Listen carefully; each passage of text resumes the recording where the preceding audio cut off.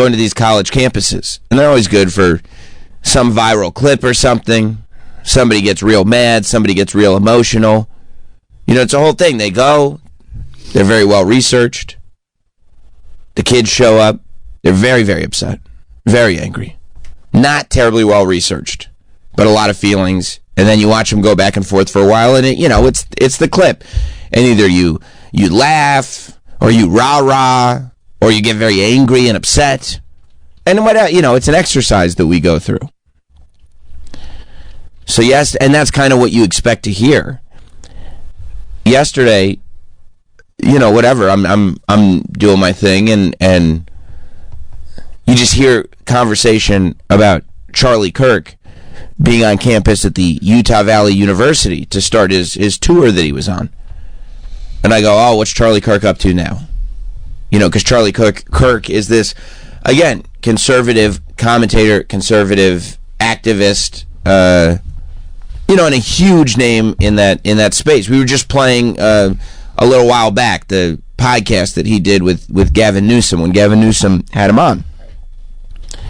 And then you realize that the headline in the news is that somebody shot Charlie Kirk. That was the first thing that you saw. And you go, well, I hope he's okay. You go, okay, well, what's the next step in this? Honestly, it's kind of a sad thing that a lot of us are so kind of, I don't know, like just in a malaise that you hear somebody like this was shot and your first thought is like, well, they'll be okay, and then what's next? And you don't realize that we're living in reality where this is as harsh and real as it could possibly get, because not too long after that, it gets, announced officially that he had died, that he was murdered, assassinated on the Utah Valley University campus.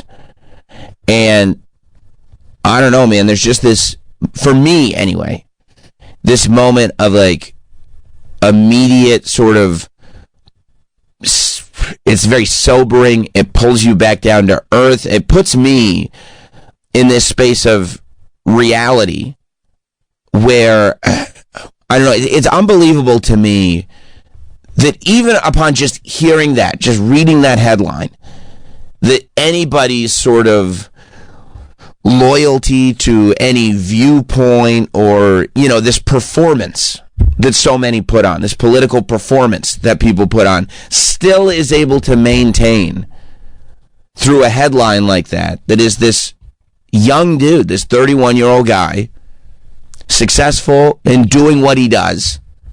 I've said a lot of people agreed with him. That's part of being in politics.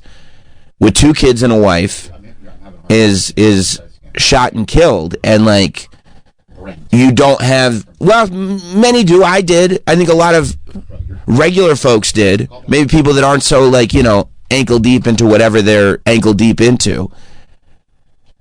I had this moment of like, there's something horribly wrong here. Like, this shouldn't ever be a headline with anybody who's a public speaker. There's something about debate and disagreement that I think makes us and makes America like the best.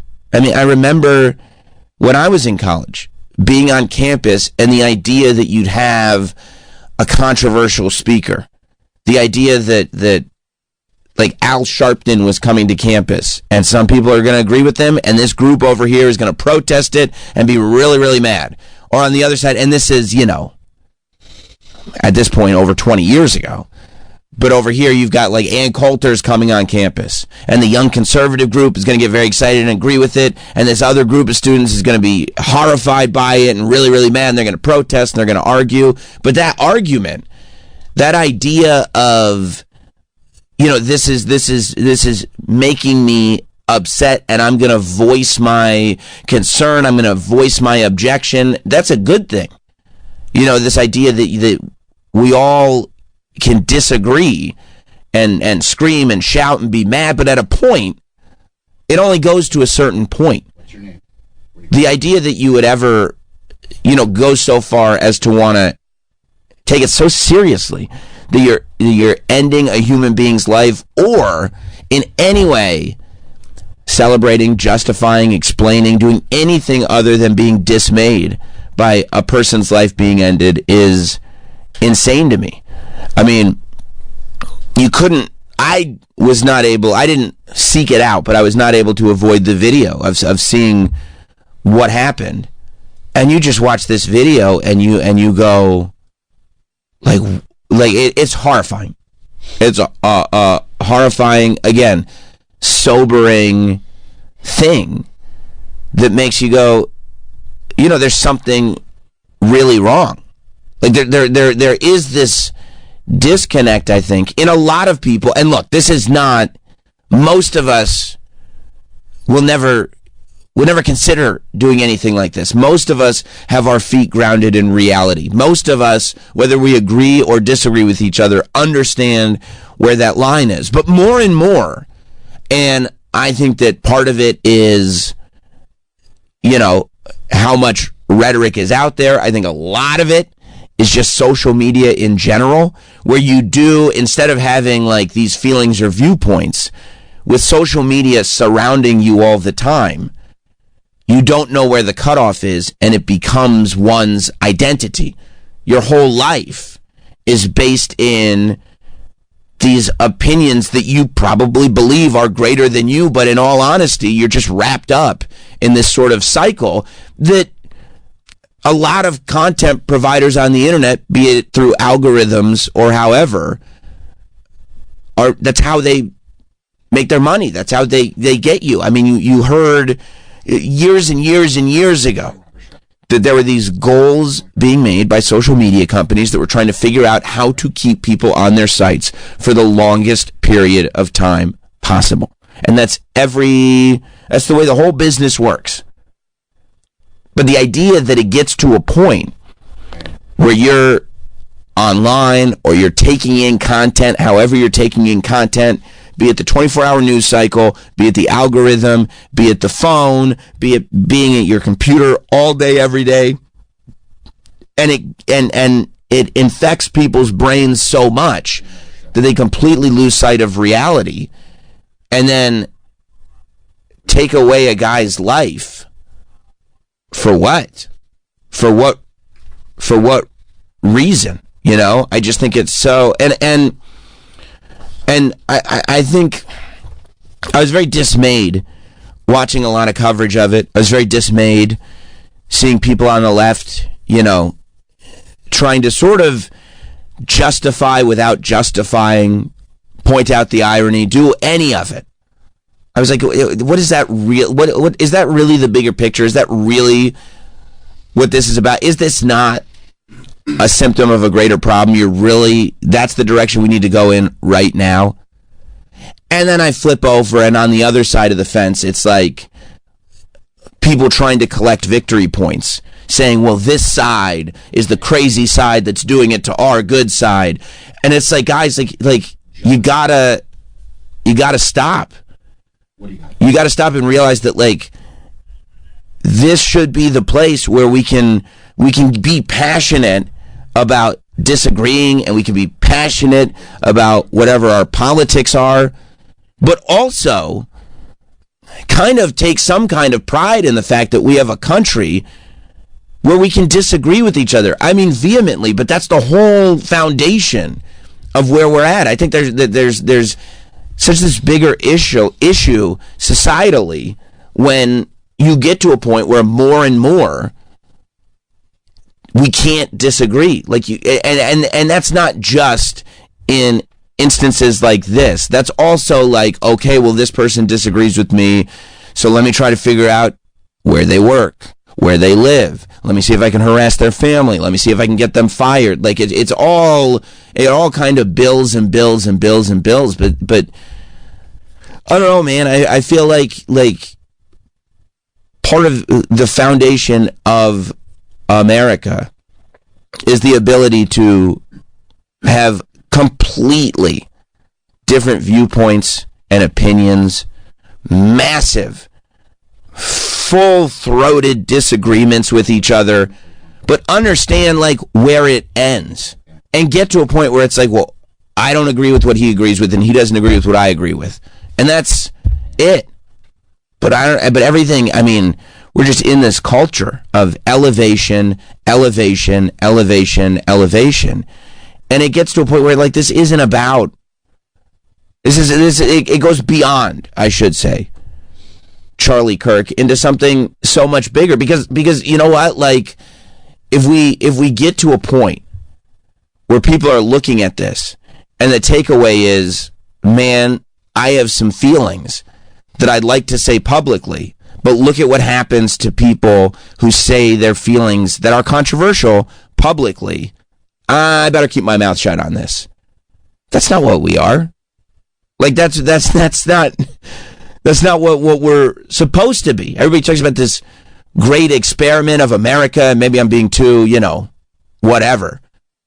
But like, we're not supposed to be the spot where we go, oh, I would like to say this, and it's for either side, man. I would like to say this, but if I say this, they're gonna come for me, and not just come for me in the sense that they'll disagree with me, because I don't think we can or should be worried about people disagreeing with you. If you disagree with somebody in the comments, you should disagree with somebody in the comments. That's why the comments exist.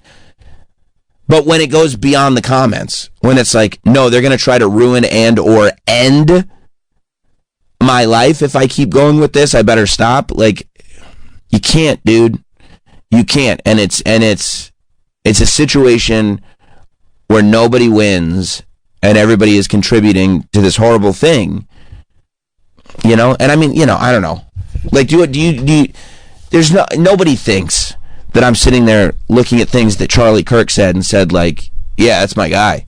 Like, I didn't agree with what Charlie Kirk said for the most part. I wasn't sitting there going like, yeah, man, it's about to, but looking at a family photo of a dude and his wife and his 2 kids, it's like, for what, man? Like, there are things so much bigger than politics and what Charlie said. And some people would disagree with that and say, no, there's nothing bigger because this is a danger. This is dangerous speech.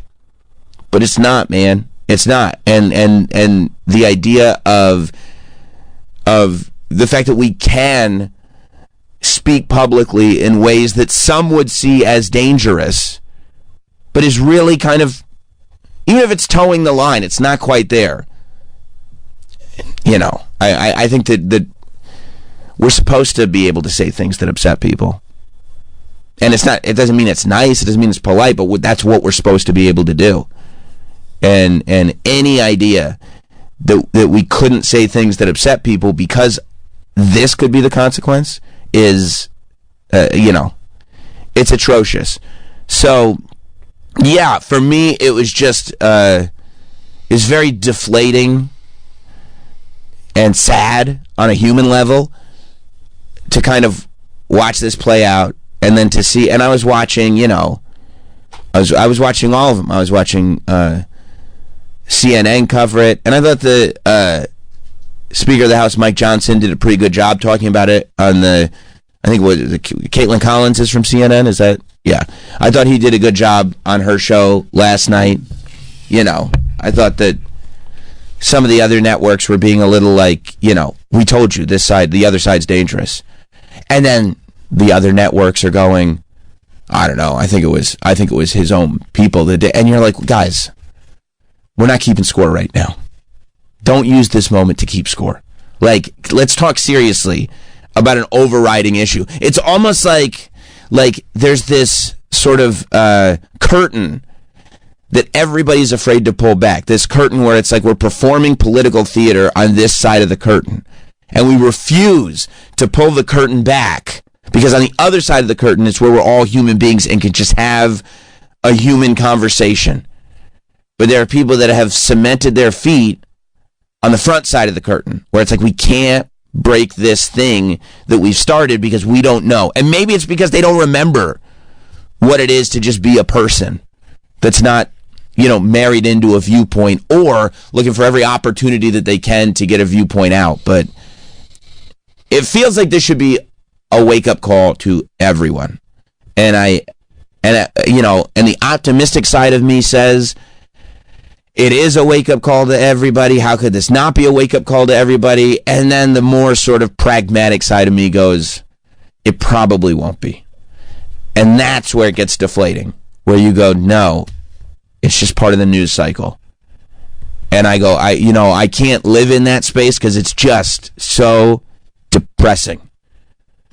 But what can you do? If you want to call in, 866-969-1969, 866-969-1969 to talk to us here at Sam Roberts Show. I just take them in order. Let's go to Jordan in New Jersey. What's up, Jordan? What's up, guys? Good morning. I was kind of thinking about tying this into yesterday with the talk about cell phones and kids and schools. I work in schools, but that's regardless of the aside. I was thinking about my nephew who just started middle school and just got a cell phone, an iPhone, and I'm like, at any point, one of his friends could send him this video, or he could, or I'll tell you, Jordan, I'll tell you how I saw it, and it's any kid could see it the same way. I did not click this video once. I'm like scrolling through Twitter. And you're just like kind of reading a caption, but you don't even realize the video is previewing right under you, and you just watch this guy slump over, and you realize what you've seen, and you're like, I don't know how to do it. Yeah, it's terrible.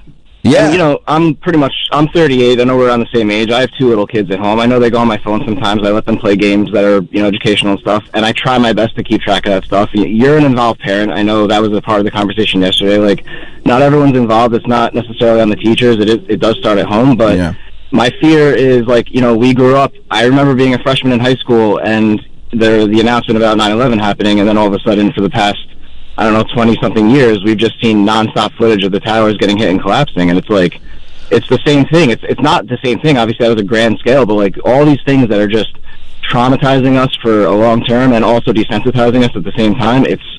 It's really messed up, man. It's taken a huge toll on this world in general. I know people grow up and see this kind of stuff, unfortunately, on a daily basis, but when you don't, and then all of a sudden it's just drilled into your mind, and like you said, man, they get you engaged, and that's what they care about: ad money, engagement, And of course, the other part of it is that every single person on the internet has to go and make a video about how they feel about it too. It's like, you can't just have a feeling; you have to go and say what you feel to everybody. And I guess that's what Charlie Kirk got famous for doing. But at the same time, it's ridiculous. I don't need to go on the internet and see 30 kids in their mom's basement, posting a video, because they really have no life experience that can justify this. They're just rehashing everything that everyone else says too, because that's the world we live in, and it's the internet.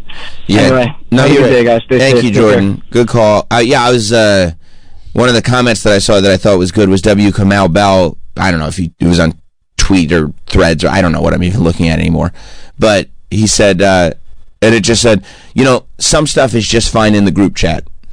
You know what I mean? And that is probably a philosophy that everybody could learn from, that sometimes, you have these thoughts and you want to share them. Get yourself a nice safe space group chat. Send it to Travis and Hot Dog. It'll be fine in there. And you'll get your feelings out that way. And it doesn't have to, because everything else becomes this grand declaration. But yeah, it is hideously ironic that it happened on September 10th, because, I've been, as we've been approaching 9/11 and the anniversary, I've been thinking more and more. And I think it's probably because, honestly, we've been doing all this talk about 90s music and everything, and how, as much as, we make jokes or whatever, that day in 2001 really did completely change everything, from pop culture to just culture to the way we interact, to the way we interact with media, to the way we interact with each other. It completely shifted that day, and it did, and it has not changed. We're different now because of then. There was this, and people talk about the unity that happened when 9/11 happened, and that's true. But there was also an immediate us versus them thing that happened, which, by the way, not to say it wasn't justified then, because they had done something to us, except I think that because we were so shaken to our core that could happen on American soil, because it was the fact that it was unheard of and then it happened means that everything after it takes place through a different lens. And I think that sort of us versus them fight has never left. I think that there is an underlying sort of sadness / anger that has never left. I think that there is a sort of, from a lot of people, this need to now vehemently defend what we find to be ours and what we hold to be true has kicked in after 9/11, where before September 11th, a lot was taken for granted. And this idea that, like, wow, we didn't exist in this day-to-day space where we feel like we needed to defend freedom, for lack of a better term. And I think after 9/11, and it became an attack on our freedom, they hate our freedom, an attack on our freedom, now we end up in this position where we do feel defensive about our freedom, which then evolves into feeling defensive about our values, which then evolves into feeling defensive about any sort of way of life. And I think it all contributes to kind of how we're living right now. Mike in Rockland. What's up, Mike? Hey, Sam. How you doing? I want to know if you saw the video of Charlie Kirk talking about how he feels like it's worth it if somebody gets shot in order to protect. Yeah, I mean, listen. That video has been floating around. I saw the video, but that video goes to my earlier point of, like, this idea of pointing out the irony of it. Shifts the story back to that happened to him and he, and as this, instead of, like, for me, it's like, can we please have a larger scale conversation that might also encompass why the Minnesota House Speaker got shot, like, you know, a couple of months ago, and like we don't address anything. A presidential candidate got shot at and it's just like the fact that, like, a presidential candidate got shot in the ear during an election cycle, and it's just one of the things that happened. Like, we're not addressing anything because we're doing stuff like that, and that's not an attack on you, buddy. You know, I'm totally cool with you bringing it up, but my take on it was the people that were like, well, he said, it's like, this isn't about, nothing gets done by having a debate about the individual incident instead of looking at the grander problems that are clearly happening. And I think that's why nothing gets better, nothing gets done, because everybody gets so focused on the singular incident, the symptom, and figuring out whose fault the symptom is. Everybody goes for the symptom. They figure out whose fault the symptom is, who can we blame for the symptom, and then the disease never gets addressed. Trevor in Maine. What's up, Trevor? Hey, guys. First of all, Sam, thanks for all your thoughts this morning. I think I don't know, just trying to process this whole thing with two daughters myself. And I'm trying to do it too. You know, yeah, exactly. And it's like, you get on Facebook and you see these political divides, and it's like, what do we need to shake each other and just wake each other up? Because this is crazy. Like, you know what I mean? I didn't feel safe sending my kid to school today. Not that changes, you know, Charlie's situation changes anything. All these situations, it's just... No, but it's jarring. But it is jarring. And this idea that, like, I don't know, the fact that, like, you know, back in the day, it's like, you could be like, no, I like Bob Dole. And it's like, what? You like Bob Dole? Why would you like Bob Dole? And then you're having this conversation, and it doesn't, like, it's not going to devolve into a thing. It's not going to be like, oh, well, I'll tell you what neighbor we can never be around. The guy who likes Bob Dole. That wasn't a thing. You'd be nuts to say that. But now, you know, it's just, yeah, the whole thing's broken, dude.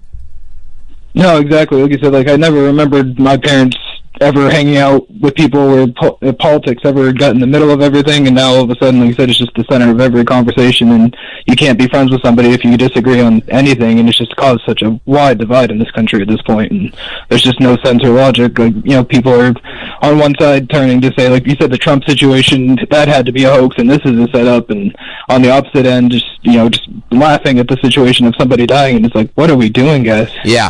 Yeah, you're right. Thank you, Trevor. And I think, too, it's like, I mean, it all It's all everything, man. You go with 9/11, you go through the housing crisis, the bank bailouts, COVID, like this, the people, and all us boomers go, oh, these, 20, 25, 30-year-olds, they're all much more lazy than we were. All they've done is grown up in a world where they wake up and it's just more bad news. It's just bad news every single day. And that's not how it was. And I don't know if it's because there's more and more bad news. I don't know if it's because we're obsessed with the bad news, and I don't know if it's because our obsession with the bad news is creating more bad news. But it really is, it's something to observe. Edwin in New Jersey. What's up, Edwin? Yeah, so I'm as far left as you, Sammy, liberal muffins, but it's distraught. It's very saddening to see the people, I guess try to politicize a dude's death. He died. His kids now are going to grow up without a father. His kids didn't have to be born into the whole political sphere and everything. Right. That's exactly right. I had this conversation with my son. Like, as liberal as I am, he's super far right. Which, okay, fine, whatever. And by the way, how old? Edwin, how old is your son? He's 22. Okay, but that's okay. And I'll let you finish, Edwin. But that to me is like the beauty of everything. The idea that you're raised in this household with somebody like you, Edwin, where your parents might be a little more left-leaning, and then you go to college and you start dude, I was reading so much conservative material in college. I was watching Bill O'Reilly from my dorm room just to go home and argue with your parents because you're taking in all this new information and you're finally finding your feet as an adult. And then once you get a little bit past that and gain a little bit of maturity, you kind of even out and figure out where you actually stand. But the idea that your 22-year-old kid is maybe raised with a certain set of values, learns more information, can come home and start arguing with you, that's exactly what it's supposed to be here. Correct. Yes. Yeah, absolutely. And we have our disagreements, we get heated and stuff, but at the end of the day, he's my son. I still love him as much as I can love him. And, we both still hang out, do stuff together. The political divide has gone crazy. And then he was upset at me because he thought I was going to, start gloating about his death. I'm like, no, there's, absolutely not. Yeah. That's what perturbed me more, was the fact that he thought that. Because and you know what it is, Edwin, that's a great point. Thank you, buddy. I'm going to hang up on you, but that's a great point because it goes to this idea that it's normalized that politics is over humanity. And people believe, there are people, I should say, that believe that politics are over humanity because the other side is inhumane. As opposed to going no, there's politics, and then above that is humanity. The thing that we all have in common is that we are human beings. And then under that comes politics. It's not the other way around. But you do see, and you can't put credence into people posting annoying Instagram stories because that's one person. It really doesn't matter. But you do see people that are justifying this because they're far on the left or because they didn't like Charlie Kirk or because of whatever reason, and you're going you saying that this is okay because Charlie Kirk, you feel didn't value this life, so you don't value his life. Well, if it's wrong for, in your opinion, him not to value this life, how can you not value his life without being a hypocrite, which would make you guys the same thing?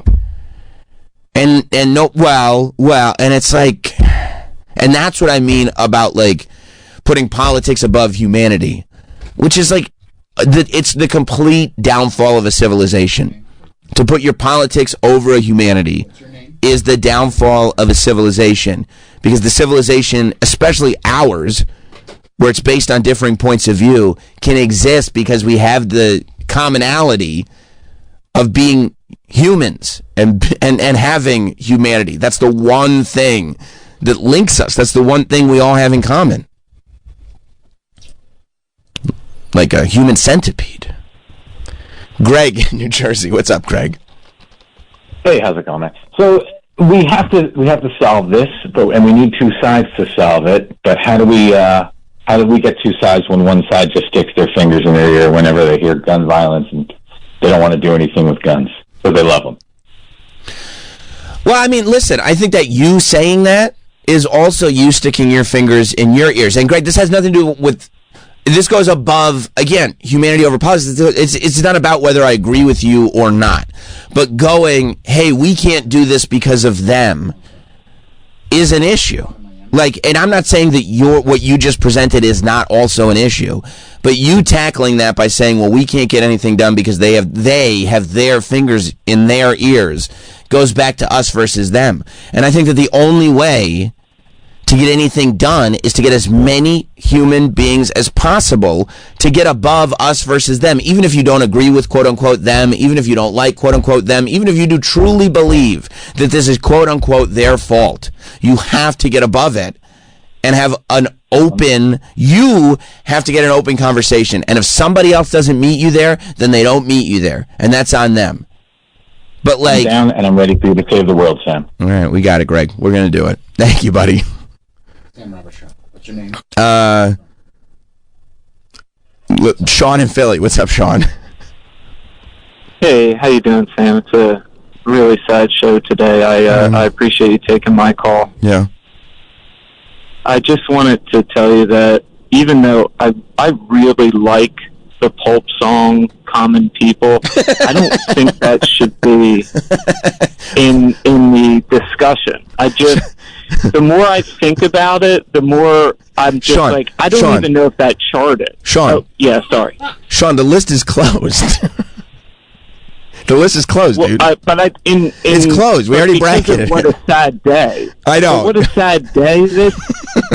And I was thinking bittersweet. No. The list is closed. The list is closed, Sean. How dare you?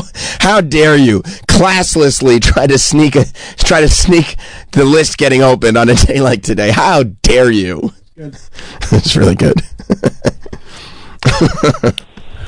Mike in Westchester. What's up, Mike? How's it going, Sam? A couple of things. I talk pretty fast, so I'll just rattle off some stuff and you could reply. Yeah. When he was talking about that, he's okay with gun violence in order to keep the Second Amendment. He wasn't talking about like an assassination. Nor do I think he was. I don't think but I don't care. You know what I mean? Like the idea of using that clip now against pointing out the irony. I honestly don't care. But yeah. Yeah. The other thing is, I hope they take this video down Twitter. Like, I unfortunately saw like the video where you just saw his artery just explode and he went down. Like, I hope they take it down. I couldn't get that image out of my head for the rest of the day. Thank you, Mike. It's very traumatizing. I mean, the internet is the internet, but it is a traumatizing thing. Derek in New Jersey. All right, goodbye. Sorry, buddy. Call back. Your phone was crapping out, but you can call back. Jess in Pennsylvania. What's up, Jess? Hey, yeah, I was actually agreeing with what you said, Sam. And I'm on the other side of the Philly guy here. I'm in Pittsburgh, but I grew up during the 90s too. I remember vividly where I was in college on this day, and it wasn't black and white then. Like, it was just like, all right, cool. But I think that a big problem is kind of attesting to like what you said, is that everybody's looking at the world in black and white, us versus them, instead of seeing the various shades of gray and the bigger picture. Yeah, no, that's 100% right, Jess. That's the way I feel about most stuff. That, like, this idea of, well, you're either a Nazi or a purple-haired weirdo is like almost nobody is either of those two things. Like, the amount of people that are one of those two things is so minimal. But we see one TikTok and we go, well, see, I told you. Okay, Derek's back. I felt bad because I hung up on him rudely. What's up, Derek? Hey, Sam, you got me now? Yes. All right, sorry about that. No, so what I was going to say was back in July of 24, when the assassination attempt on Trump happened, all the media talked about was like, oh, we need to accept our responsibility or our part in this for vilifying him and for radicalizing and making people feel like he is the death of democracy. And that was all the talking points for like a week. And now we're, half a year into his presidency, and we're all right back to he's going to, him and his followers are going to kill this country, and they're the problem. And no wonder why people get radicalized on both sides. But we already addressed this once before, not even a year and a half ago, and we're right back here again. So it's just very, disheartening that someone was assassinated in cold blood, and that goes against everything our country stands for. Especially on where you land on the spectrum. Especially on a college campus. Maybe I'm too optimistic, but that was, the college campus is where you were supposed to be able to do stuff like this, to get people riled up, to have completely conflicting points of views, to, Eric in Colorado. What's up, Eric? Hey, morning, Sam. Morning. So, at the same time this happened yesterday, we had another school shooting out here in Colorado. I heard about that. But, terrible. And that's the other thing, Columbine stopped the world. Like, the whole world said, how could this happen? And now, the school shootings that happen where we're just like, well, no, we'll talk about it today, but we'll just move on. Nothing changes. At the same time, the vitriol and the rhetoric needs to be toned down from the top down. You opened up your comments with... Oh, man. Everybody's phone sucks. I know. It sounded like he was going for something there. I know. Damn.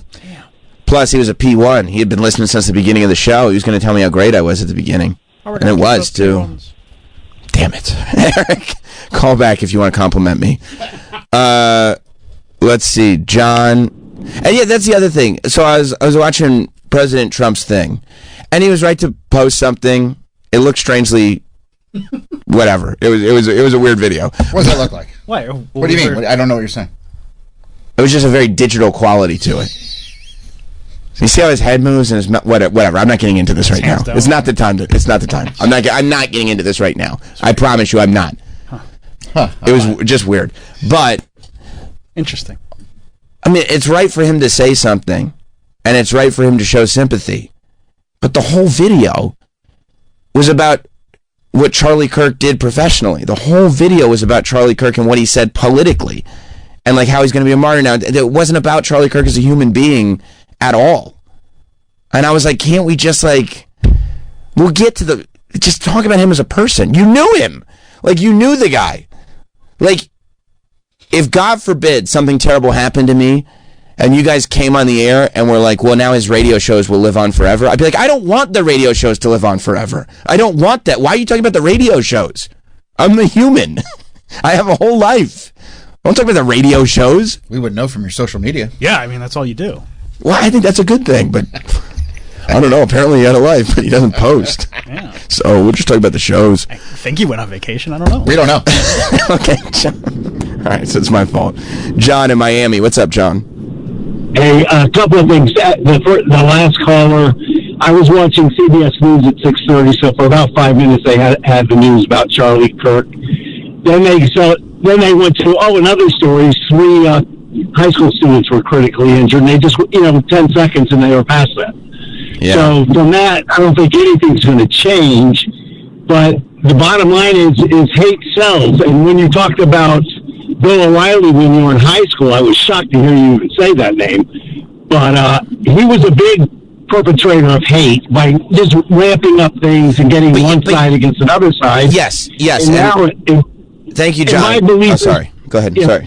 My belief is that President Trump it perpetuates that hate because he knows hate sells, and that's all he does is he talks all kinds of shit, not because he believes it one way or the other. It's just that he knows it sells, and it gets everybody involved, and I think that's where we're at, and I don't know how we get away from it. Well, I'll tell you, I don't disagree with anything you just said, John.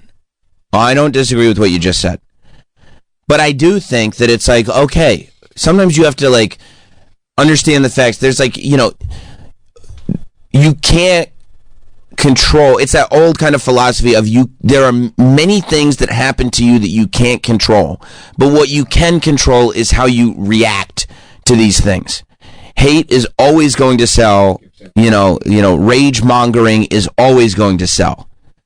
It's our responsibility to control how we react to it. To understand that, if we agree in an extreme way, we can get riled up, and we can go, or if we disagree, we can get riled up, and getting riled up is fine.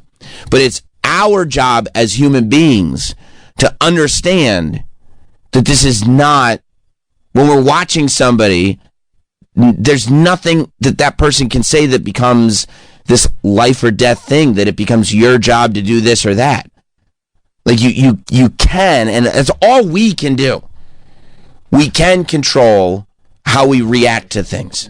And I think everybody needs to do a better job of controlling how they react to stuff and understanding where that line is, because you can't. One thing that will never work if you're looking for change is to get up, say, change needs to happen, here's what you need to do. If you think that change is going to come from you telling somebody what they need to do, it's just never going to happen. Because why are they going to do something because you said it? That's not going to happen. But if you can say, look, I have no control over what you do, but here's what I can do, then, maybe. Mike in Florida. What's up, Mike? Hey, what's going on, guys? Well, first of all, Greg and John, wherever they were from, hilarious. They're like, hey, we need to be more unified. But, why does Trump hate everybody? Meanwhile, and Greg's like, we can't do anything until the other side talks about the guns. Mike, you understand, you're literally coming on and being like, here are the callers today that I don't like. No. Listen, I totally agree with you that I'm full of a little bit of anger right now. Okay. But that wasn't my point. It just, while I was calling, because I needed to get a little catharsis on that, it's just funny that one side is always going to do that. And it's going to be both sides. I mean, you're doing it right now. So, there's not one side. That's the other. One side saying one side is always going to do that. Is the other side also doing it? I 100% agree with you. Okay. I guess my larger point was that the radicalization is very fascinating to watch. I know I'm not going to get a lot of credence, or you're not going to believe me when I say this, but I am pretty impartial around my kids politically, and my 16-year-old son has now just become fully radicalized and how could they do this to Charlie Kirk? I loved his videos. Why would anybody? This is like his little tiny miniature, come to Jesus moment about how fucked up the world can be, and they just created another million Charlie Kirks out there, which is a fucked up thing to do, and it's a shitty thing to feel, and to try to get your kids to understand that this doesn't need to be this way. Yeah, Mike, I don't disagree with that either. I mean, it's not my sort of headline point, but I don't disagree with that either. I don't disagree with anything you said. Oh man, there was another compliment for me on hold that went away. That's a bummer. One that said that we were an anchor. The guy hung up. Yeah. He was thinking you're doing a really good job here. Can you summarize? Yeah, sure. Would you like me to? You mean AI summary? Well, I believe it was the call. He said he's considered getting rid of his SiriusXM subscription, but then things like this happen where you are doing a really good job explaining, and then he likes to keep his subscription because of me? Because of moments like this from you. And he hung up. I know. Because we could have clipped that and can you clip Troy's explanation and give it to McClure, please? Put a phone filter on it? Yeah. Just something. Yeah, just say that this is the AI overview of what would have happened on the show. Because I did see it. He was on hold for a little bit, and I'm just trying to go in order. But maybe I'll hit the compliments. Yeah, you can't sleep on those compliments. Maybe I'll hit the compliments a little quicker. Rich in Westchester. What's up, Rich? How's it going?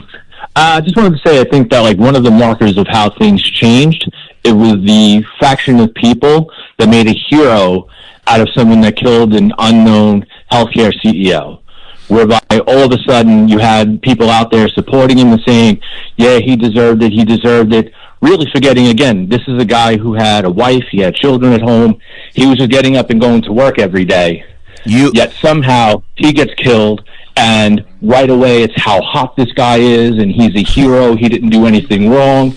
I didn't understand how people could feel that way then.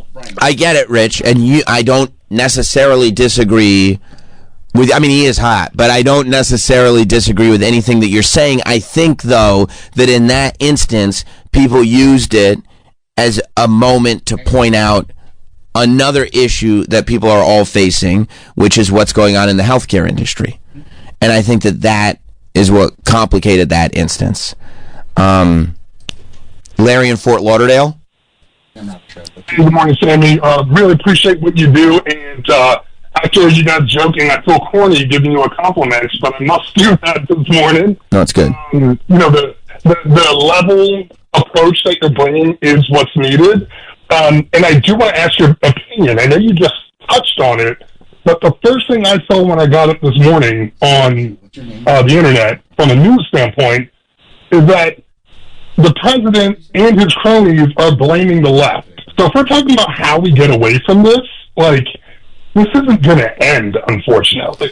This is, I feel, how they want it to be, to control. That last caller said his 16-year-old is a little Charlie Kirk. I don't know if he realizes that's not really a good thing. No, and I think that he wasn't, thank you, Larry, I don't think that he was bragging about that. I think he was pointing out that it's not necessarily a good thing. Yeah, I would hope that the same way that I hope people watch MSNBC and watch a guy go how do we know it wasn't one of Charlie Kirk's fans just shooting a gun in celebration? That's probably a guy that doesn't need to be giving his take on the Charlie Kirk situation. The same way we can say that and say without sort of politics or bias that this is not a helpful contribution to the conversation. I'd like to believe that whether you love Trump, whether you love Charlie Kirk, whether you hate Trump, whether you hate Charlie Kirk, whether you're somewhere in the middle, wherever you are, that you can see that anybody saying, well, here's to blame the opposite political party, is not going to help things. It's going to make things worse. I would like to think that people can see that, but again, I get optimistic.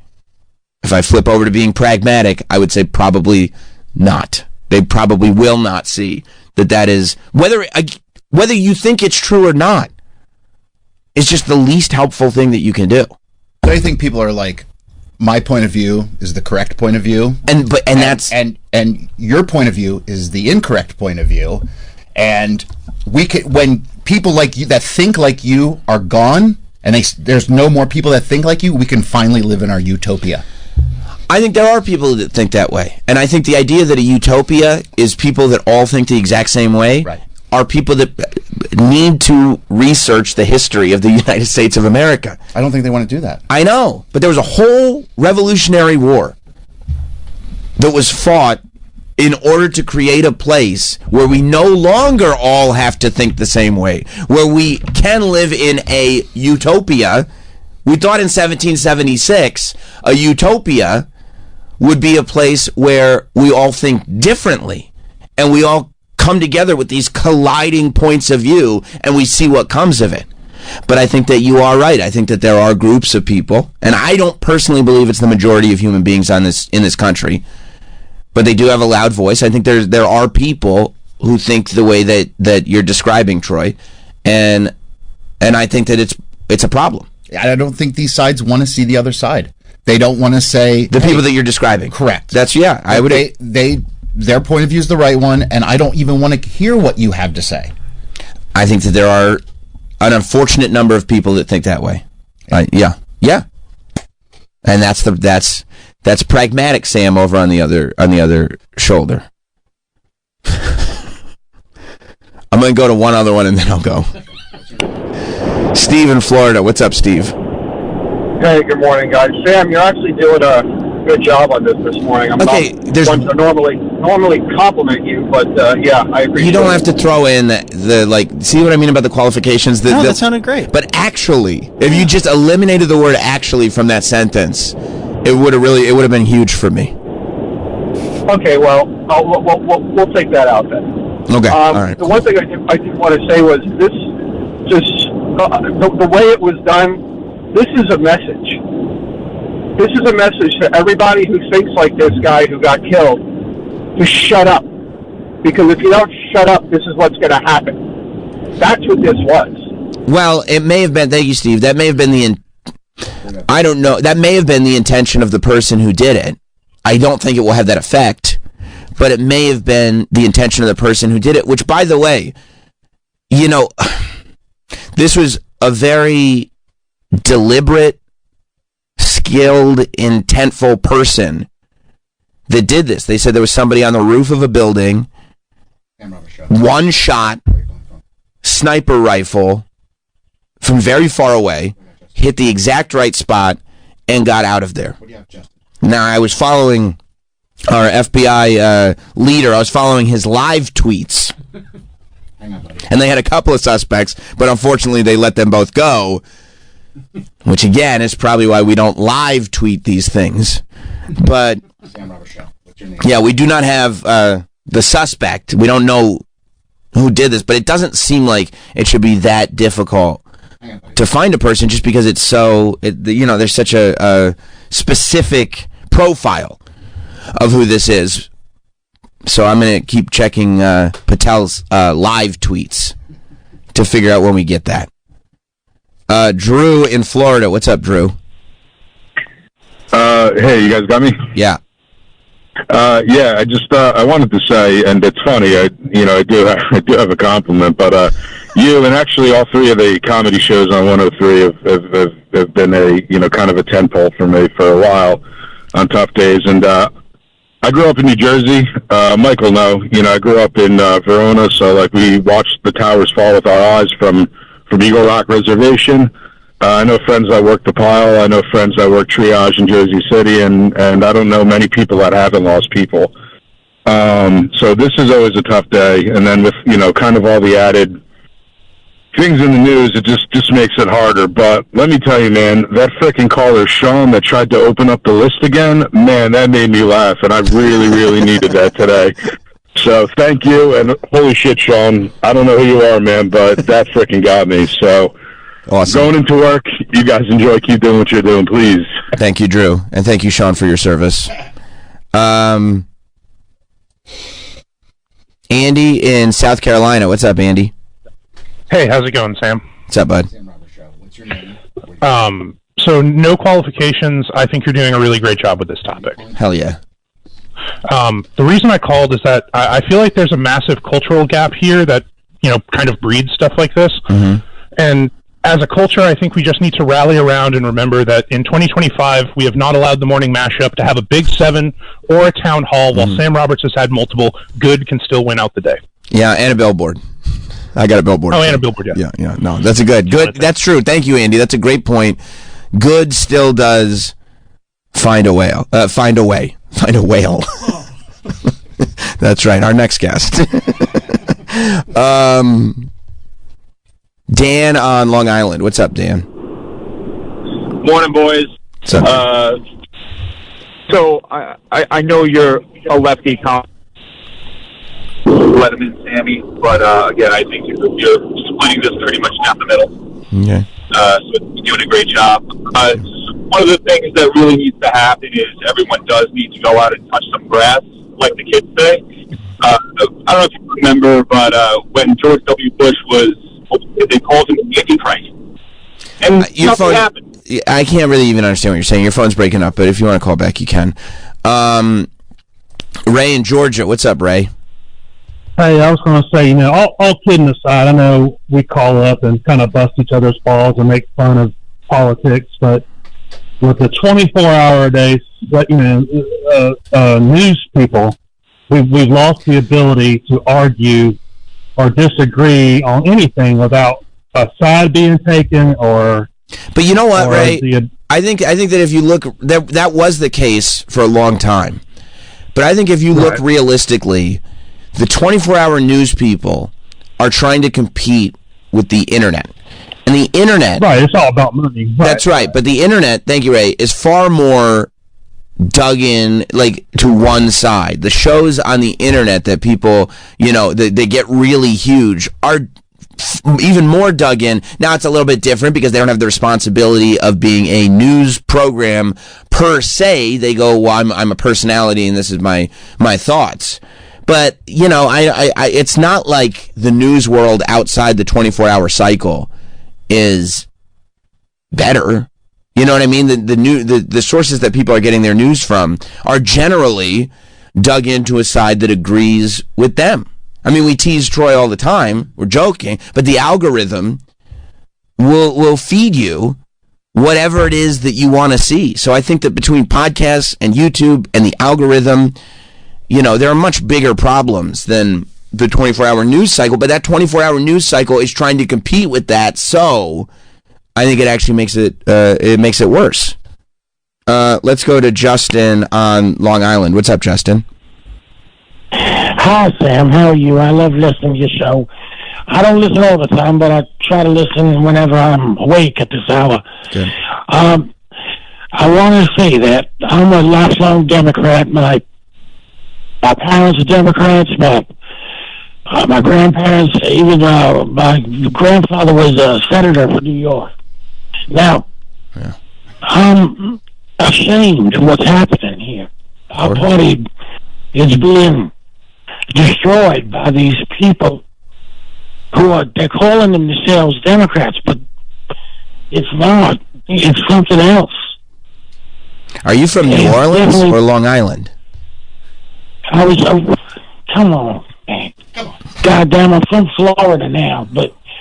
Oh, that's what that is. That's the Gator guy in The Waterboy.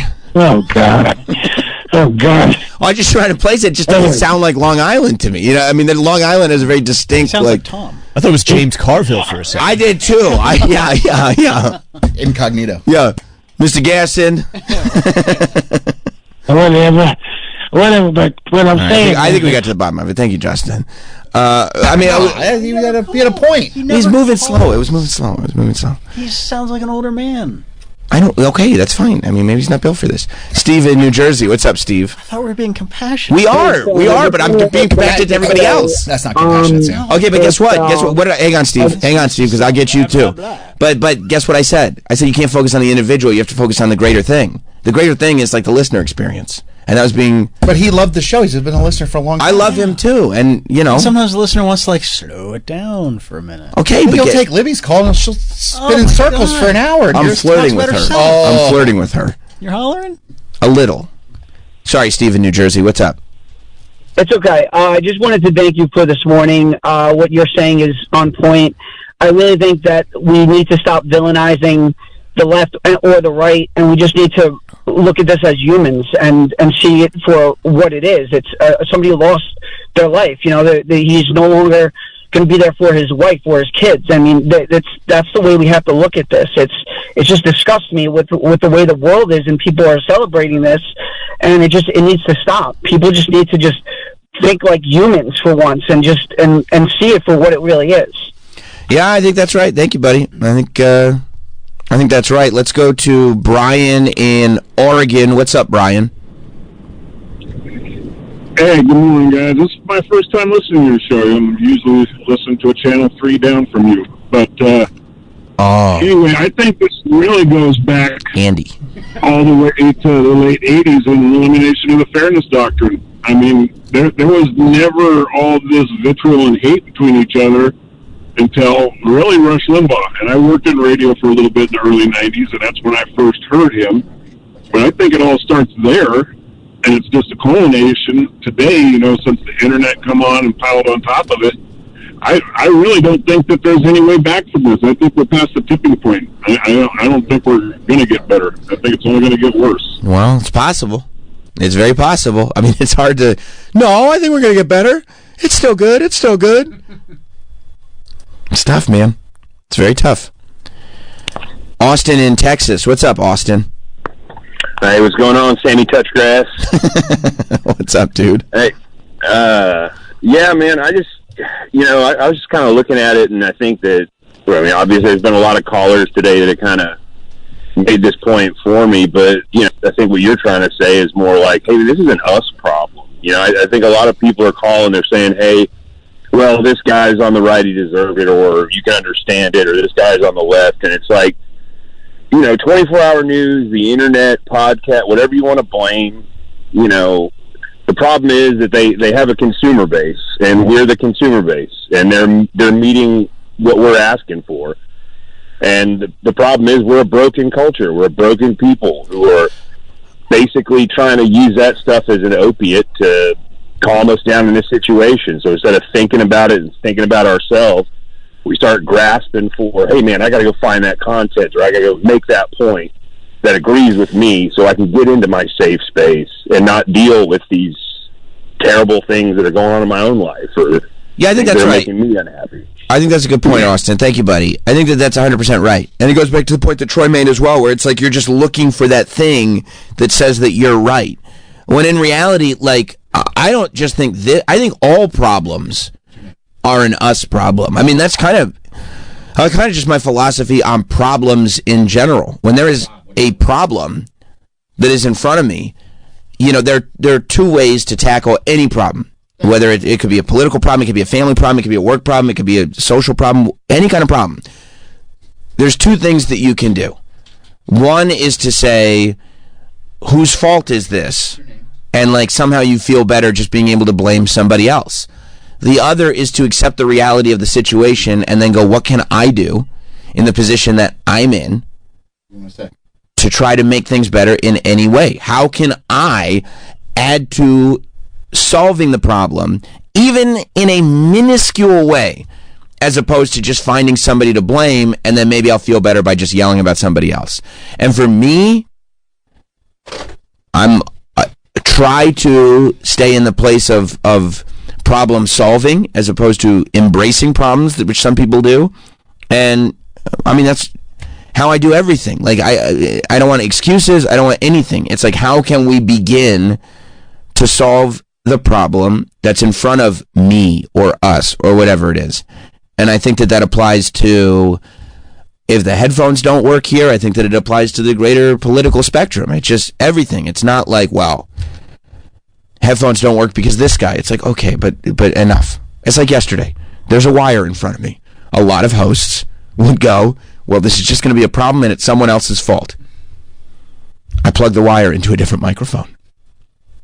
You're a problem solver. That's it. Brian in Oregon. What's up, Brian? Yeah, second Brian in Oregon. Yeah, I just have a question, and I'll let you. I'll punch out and let you answer. Mm-hmm. So I can't think that Anthony, Opie, Jim Norton, and Sam Roberts are the smartest people in the world. The audience certainly isn't. But how is it that when something like this happens, we hear the most human and down-to-earth and reasonable angles from you guys and the audience? Where are all the commenters? Where are all these shitty people reacting to this? You know, I mean, that's, Brian, it really is. Like, if you just kind of center yourself and try to have this conversation, I think that you find that there are a lot more human beings that are centered human beings than you would get the impression if you look at the internet. And I also think that should mean that it should set off an alarm that you go, maybe I spend a little less time on the internet. Maybe I stop thinking that the internet is real life. Maybe I go there for my news, chuckle at the replies, and then keep it moving and get back into real life. And maybe I ignore the people around me that are like, wow, you should inject more of your real life into your social media. I don't think one has to do with the other. You're part of the problem. I just a picture of a vacation, so everybody knows what you're doing. See a problem, and I go, it's your fault. All right, I'll turn my mic off. Okay. TJ in PA. What's up, TJ? Do you see all the videos of celebrating that he died? Like, I think that's... I mean, did I see all of them? No. I might have seen, like, one and gone, like... Yeah, I've seen a few. I mean, I mean, personally, I feel more bad for his family. Like, honestly, like, I didn't agree with everything he said, but I did agree with some stuff, but I just think it's just kind of wrong that people are celebrating his death. Of course it is. The people that hate him. It's wrong to celebrate, to truly celebrate a death. There's a, I mean, look, thank you, TJ, there's a small list of people whose death you could celebrate. A serial killer that adds nothing to society, that maybe only lived to victimize others. If you celebrate that serial killer's death, it's still, to a degree, a little bit morbid to celebrate it. But maybe you don't feel the same sympathy. Although that serial killer also had a family. But no, I mean, the idea of, I disagree with that guy so much that I'm going to celebrate this, of course that's wrong. And we know it's wrong. We know that. It is weird that a lot of, like, the anti-gun people that are so anti-guns are, like, happy he got shot. That was a wild thing to again, because, and I don't know if it's a lot, there's a few. There's a few videos that then become a lot. Sure. But it's people who I don't think are maybe the greatest at intellectual exercises that are looking for the quickest route to 2 points for their side. Right. And have kind of are missing that human connection unless you fully agree with their viewpoints. Devin in Jacksonville. What's up, Devin? No yeet today, Sam. No yeet. Unfortunately. What I'm struggling with, Sam, is that this happened at a college in particular. College was a spot where I learned to think and to learn to think for myself instead of what others put in front of me. And for this to happen there while this guy is exercising his freedom of speech, I think is horrible. That's right. And like I said, it's not there for you to agree with it. It's there to be there. It's there to exist as a point of view that maybe you didn't think of, maybe you don't agree with, but maybe just to exist. The idea of learning that we live in a world where points of views exist that you will vehemently disagree with is a good thing. Justin in Massachusetts. Hey, Sam, how you doing? Hey. Just wanted to say, today's broadcast, this is like Howard Stern after 9/11 broadcast. I compare it to, might even be a little bit better. Wow. Let's, can you send that one? I already did. You sending the best of to McClure? I just did. All right, good. Okay, by the way, I'm just going in terms of how long people have been on hold. Which is true. I'm not trying to heavy up the deck. Rob in Verona. Sam, today's show is taking a page out of the real world's playbook when Sammy stopped being polite and started being real. That's right. I'm the Puck of radio. Puck is putting his fingers in the peanut butters. Thank you, Rob. Stacy in Atlanta. What's up, Stacy? Just a personal note to Mr. Jim McClure, as Sam is the last professional broadcaster. That's right. He does a great job on any topic. Best broadcaster on Sirius XM. I would agree. No brown nosing, Sam. No, I mean, look, facts are facts, and facts don't care about your feelings. Facts are facts. That's right. I wanted to go back real quick, and I'll try to make this very quick. But I wanted to go back to your comment about the divide between the internet and broadcast. And really, I know you're running a family show here, so that's right. Please forgive me. Mm-hmm. But the fuck-tardish comments made by Matt Dowd on MSNBC about they could be described somebody was firing a gun in celebration, and then the other comments that he continued to make about, well, hate speech begets this, begets that. Look, Matt Dowd is a first grade moron. Okay, but shouldn't there be some managerial? He got fired, bro. He got fired. Did he get fired? Yeah. I've not heard that. I should Google it. I know. But no, I'm glad we could inform you. He did. Before. He got fired. Thank you, Stacy. Thank you, Stacy. This is not the Matt Dowd show, but he did get fired. Because very ill prepared to get on the air and cover this topic. I mean, really looped it. And by the way, he did make those comments before Charlie was announced as dead, but still wholly inappropriate and not even remotely helpful, even at the time that he said it. Also absurd and makes you, once again, lose total faith in talking heads in the media. We literally spent a whole segment covering that 2 days ago. It's the same people. The same people who got by the Andy Cohen, Howard Stern bit. Those are the people that are covering this. Not good. Scott in Worcester.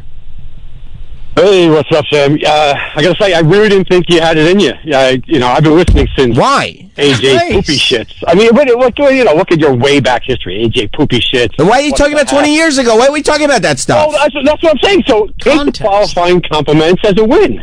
Yeah. It's still a win. You're doing a little great. backhanded, but you got there. Yeah, no, but I love you. You're doing great.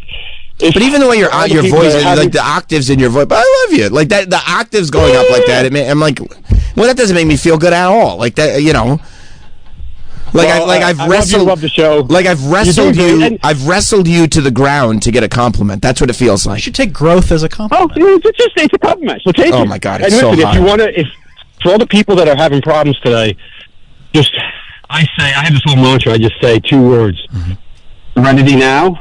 And then all my problems just disappear. That's good. That's a good way to do it. Thank you, Scott.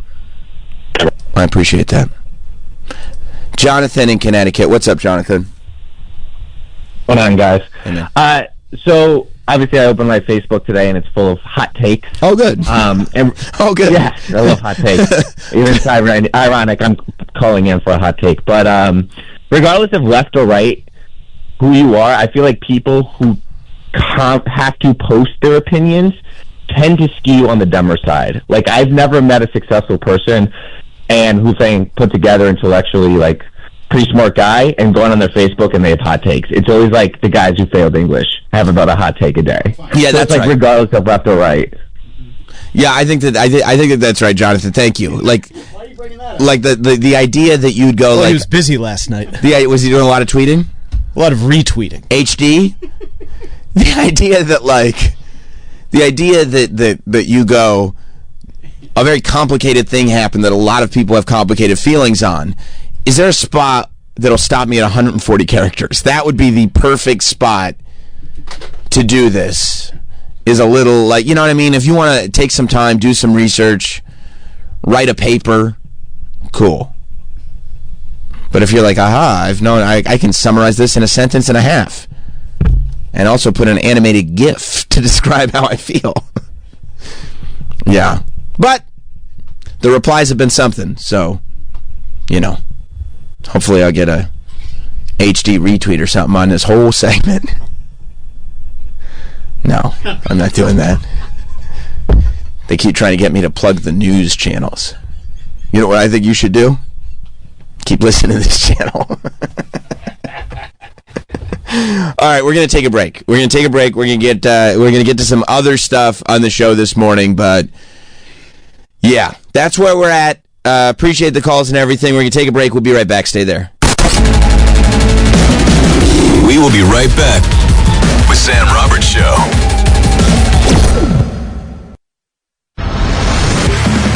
We're back with Sam Roberts Show. That's right. That did good.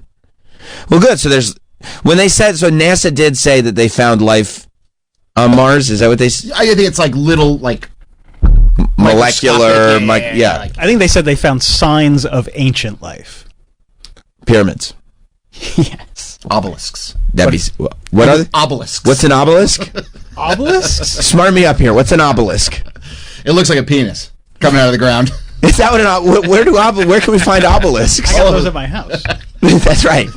That's right. George Clooney had that in his garage. Here's what I've been working on. That's Burn After Reading. That's a great film. Very underrated. Snuck in there. A Coen Brothers classic that was snuck in like between two that nobody really noticed, but it really holds up. Yeah. Where are obelisks? Where did that come from? I've never heard of an obelisk. Are you going over there? I was going to pull up that video. Oh, you can pull up an obelisk? Yeah. Okay. Yeah, I wanna find out. I'll turn you on over here. More about him. He doesn't need you to turn him on. He's thinking about obelisks. Well, he's good to go. So it's like a phallic-shaped pyramid? Yeah. That's awesome. And who did that? The Mayans? No, didn't the aliens make the pyramids? No, I'm talking about the obelisks. Oh. I would assume aliens. I believe aliens did pyramids, if I'm not mistaken. Was it aliens or a civilization that was advanced and then the Earth got wiped away and then a new civilization started? Do we know? I don't know. Okay. Have they announced that yet? Is this the obelisk? Okay, it says here, they found signs of life on Mars. I like how they say it in the present tense. Yeah, they found signs. No, the tweet says it in the present tense. Right. They found signs of life on Mars. Are they saying that they heard that they found signs of the song? The Bowie song? Signs? Life on Mars. Oh. Great song. Huh? You're thinking signs everywhere. The signs. That's also a good song. No. Life on Mars is Bowie. Oh, yeah. That's a great song. And it was about this moment right here. And the scientific community that will, in essence, pressure test what we think we've found. So we're talking about Perseverance. This was a mission sent to Mars under President Trump's first presidency. And a year ago, took a while. We found a sample, and it was, again, we're exploring in places where there were rivers and where there were lakes. And much as on Earth, we think that that's where we'd see signs of ancient life on Mars. And so a year ago, we thought we found what we believe to be signs of microbial life. Did you pause for a second? Is that Sean Duffy? Looks like Sean Duffy. No. Oh, okay. The window's small. I was just going to shout him out from the real world. Now he's finding... No, that man is much older than Sean Duffy. You sure that's not Sean Duffy? That's not Sean Duffy. I mean, maybe he's been through it this year. He's the head of the Space Force, but he's not the head of NASA. That guy looks like Sean Duffy has been through it. And it makes me think that might be Sean Duffy. I don't think so. You can let Sean continue. Oh my God, it is. Oh, come on, bro. That guy's so old. And did you see, by the way, not only did I pick up old Sean Duffy, but I picked it up in a very small window. You can't let me slide. Imagine if it was Ruthie. You can't get a real world cast member by me without me picking up on it. You're good, bro. Thank you, bro. You are so good. Thank you, bro. He's the most successful real world cast member. He fucked up Newark and Mars. Man, this job has aged him. Well, it's tough. Newark as an airport, they never figured it out, did they? No. Did they? Because I heard Newark sucks, and then I never heard Newark doesn't suck anymore. So, I mean, imagine. Maybe it got fixed. Wow. Wouldn't they have told us? No. Maybe it just floated under the radar? I mean, it's not going to make the news cycle. There's too much shit going on. There's a lot of shit. They just found life on Mars. Sean Duffy from the real world found it. Rachel must have been psyched for him. That's his wife from the real world. I mean, you are right. Nobody's done more with their life from the real world than Sean Duffy. Right. I can't believe that's him. I thought it was going to be Tech because he became a VJ for a while. That's right. And he was in Van Wilder. Remember, Tech was in Van Wilder? So I always thought Tech was going to be the one. Tech had a chance. Tech had a shot. Miz is doing pretty good. I forgot about... Yeah, no, I'm sorry, Sean Duffy. Miz is ahead of you. Miz is pretty goated. It probably goes Miz, then Sean Duffy. What about Heather B? Oh, Heather B's up there. Ooh, Heather B's pretty strong. She's a queen. Oh, yeah. Michael, Miz, Heather B, then Sean Duffy. Yeah. Okay. Eric Nies. I mean, Eric Nies is okay, but he got COVID and missed the whole reunion. He had to do it on a TV. Yeah, but he made Troy feel a certain way. That's that true. gets extra points. That does get extra points, but I'll probably put him fourth behind Sean Duffy. All right, that's fair. I'd probably go as Miz, Heather B, Sean Duffy, because he did Life on Mars, and then Eric Nies. Okay, that's a solid list. Because he gave, what was that thing that wasn't a pyramid? The obelisk. Yeah, because Eric Nies gave Troy an obelisk. And my little tiny whiteys. Your tiny whiteys. Why is there an obelisk in here? Dad, why do I have an obelisk? Let me guess. The grind. Yep. Nailed it, Pop. All right, let's hear Sean Duffy from the real world talking to us about life on Mars. On the Mars surface. And so we put it out to our scientific friends to pressure test it, to analyze it, and go, did we get this right? Do we think this is signs of ancient life on Mars? And after a year of review, they've come back and they said, listen, we can't find another explanation. So this very well could be the clearest sign of life that we've ever found on Mars. When you're announcing life on Mars, do you have to shrug your shoulders like that? They go like, I mean, that's the face of life on Mars. So you mean to tell me, remember the space race? Remember how obsessed we all were with it? You mean to tell me that one day we'll find evidence of life on Mars and it's going to be Sean from the real world going, That's life on Mars. Okay, Sean. It's step one. And the reasoning is, well, we can't think of what else it was. It's not life on Mars. Yeah, you can't say it wasn't. You can't say it's definitely not. You can't say that. So, I'm glad our scientists are on this. That's why I can't figure out what's going on in Newark, because he accepts these answers. And he goes to Newark, and he goes, why can't we land the planes? We can't not land the planes. All right. Well, I'll take that. I'll accept that. Yeah, so, okay, so we might have found signs of life on Mars eons ago. Yeah. And it could have been microbial. Right. But it's still life. Centuries ago. Right. I mean, it's something. It's the beginning, right? Yeah, they got to start somewhere. They got to start somewhere. And then we get the little green men. They're coming. That's on the way. Yeah. Well, I guess that's exciting. I think the idea is that if there was once life on Mars, then maybe we could live on Mars, right? That if there was life on Mars, that Mars then becomes livable. Yeah, I think that's the hope. So then we actually can. But didn't they say what did they? It's real hot, but so is Florida, and people love Florida. Love Florida. You know, so it's can't get hot enough. Think about it, like, you know, yeah, Mars is hot, but if you built a bunch of houses that had those like sunrooms with the indoor pools, doesn't sound so bad. What about a theme park? You definitely throw a theme park on there. You just got to make it rain like Dubai. That's right. Yeah. Didn't they say they were going to? We already control the weather. Well, obviously.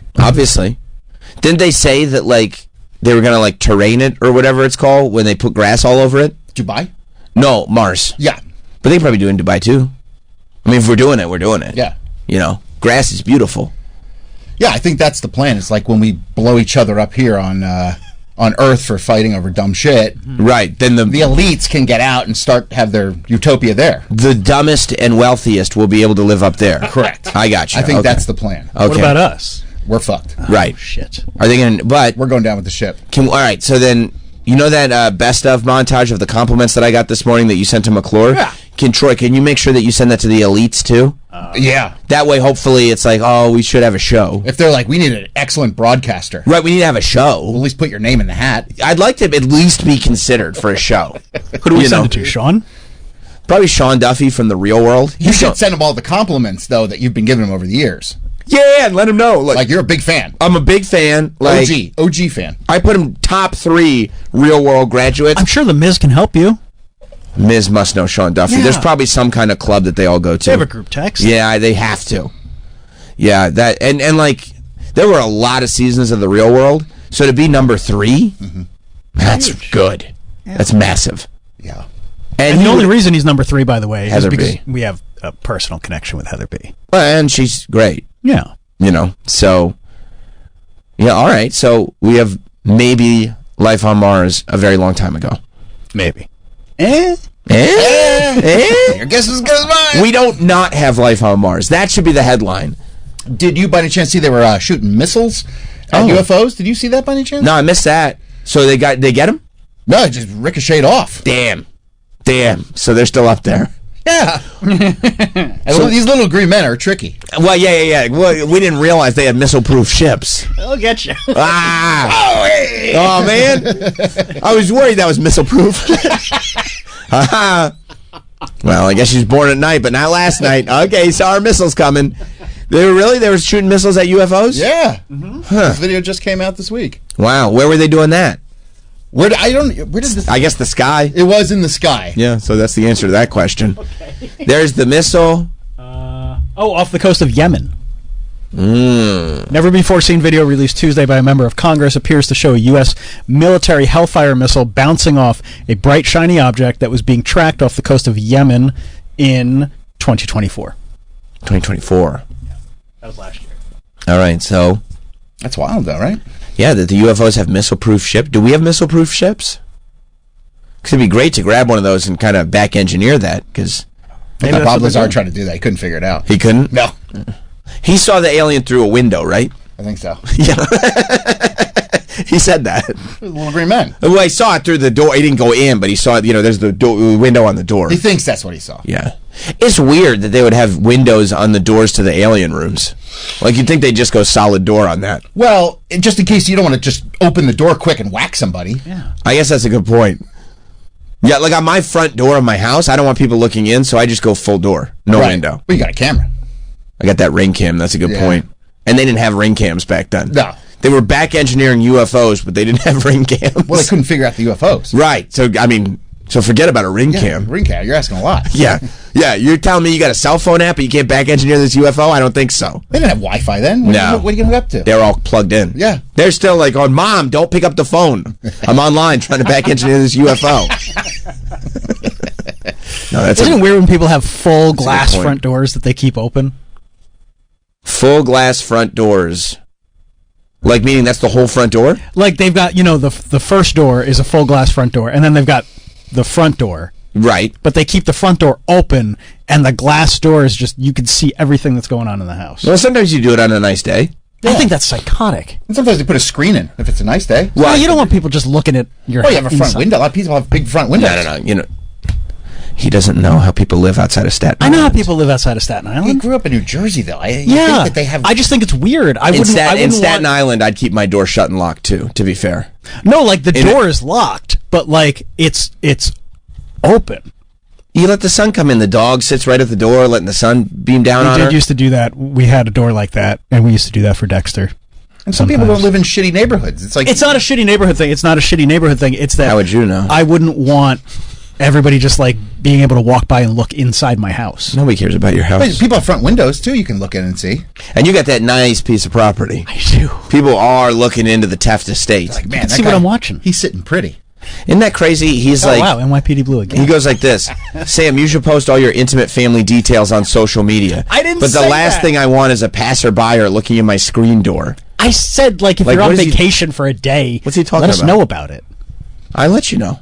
After the fact. Yeah, on your socials. You Yeah. put it on your socials. I was on vacation. It's nice. It's nice to let people know. It's what you know. antisocial. It is. You don't want it. You don't want your socials just to be a billboard. Here's of another your wrestling stuff. clip. No, I told my friends. That stings. That's I didn't mean it that way. That hurts like a hellfire missile. Hellfire missile. Yeah. I didn't mean it that way. That one hit me. I didn't hit it bounce off. And you're not missile proof? Ooh. You don't have that UFO tech? Yeah, because I can look through my text messages from you, but I don't think I got one. No, you wouldn't have. In fact, I got less. Yeah. I was asking him all sorts of questions. Well, I wasn't talking to work people. Oh. You're checked out?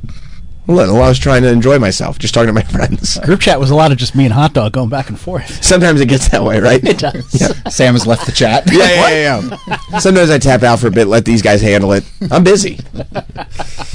All right, so we're inching closer. We're inching closer. UFO deflecting a Hellfire missile that was filmed by an MQ-9 drone on October 30th, 2024. Just 11 months ago. Was shown in front of Congress for the first time. What did Congress say? Did they go like, yeah, big deal? They said, Yeah, I don't know. Ask Sean about it. Ask Real World Sean about it. Yeah, the object remained intact and kept moving, raising urgent questions about technology beyond known military capabilities. Huh. At least it will tell you about. That's the other thing. A lot of these videos end up just being like military technology that they've been lying to us about. Journalist George Knapp says there are servers. What? Why are you laughing? Because George Knapp is like, isn't he the UFO guy? Yeah, probably. He's still a journalist. Yeah, I mean, but his beat is UFOs are real. Okay, somebody's got to take that beat. That's not a beat. That's already, you already have the answer. George Knapp is the UFO guy, right? Yeah. Sam's just like, because he said, because Travis said journalist George Knapp said. I'm reading the article. And it's a UFO story. And I go, what do you think he's going to say? That'd be like saying journalist Mick West said it's probably not a UFO. Like, yeah, I know he said that. Well, that's why they have him there, because he's giving his side and like what he knows. Yeah. Right. Journalist George Knapp said that there are servers where there's whole banks of these kinds of videos that Congress has not been allowed to see. Oh. I didn't know that. Now you do, thanks to George thanks Knapp. to George Knapp. Yeah. You're shitting on George Knapp. What did Mick West say? It's bullshit. Did he? No, I don't know. Shock, right? I'm just taking a guess. I'm sure if you went to his page, you'd be like, well, it's camera flare. Representatives testified that no U.S. technology is capable of surviving such a strike. And if there's one people that won't lie to us, it's the U.S. It's government. U.S. representatives. Yeah. That's right. That's right. I trust all of them on both sides. I do too. Even when they contradict each other. They're the best of us. Benny and PA. Salutations, boy! Salutations, Benny. So, Yes. Well, I think I figured I'll understand why Travis doesn't like to have his door open. Not only because he lives on the island, but also because he doesn't want the neighbor seeing all the empty liquor bottles. Oh yeah, that's from the true. night before. That's true. And and how do you do it, Travis? Do you take your recycling for all them bottles to behind a store somewhere and throw it in their recycling bin? No, I go to the coin place and I get my 5 cents. Smart. Because let me tell you something. 'Cause I don't know if you've been in neighborhoods where there will be people who enter the neighborhood on recycling day to go through everybody's trash cans to get all their. I have a little lady. Yeah, a little Chinese lady. She's like this big. You should tell her where Travis lives. She'll make a mint. A mint. She's got a clean house. Oh yeah, she'll become the elite. They work hard, man. I know. Well, I honestly respect the hustle. Never bothers me. This woman's probably, I'm not shitting you not, probably 110 years old. And she's just got big, giant, clear plastic bags? And on a stick. Yeah. And then she has the bag here, bag over there.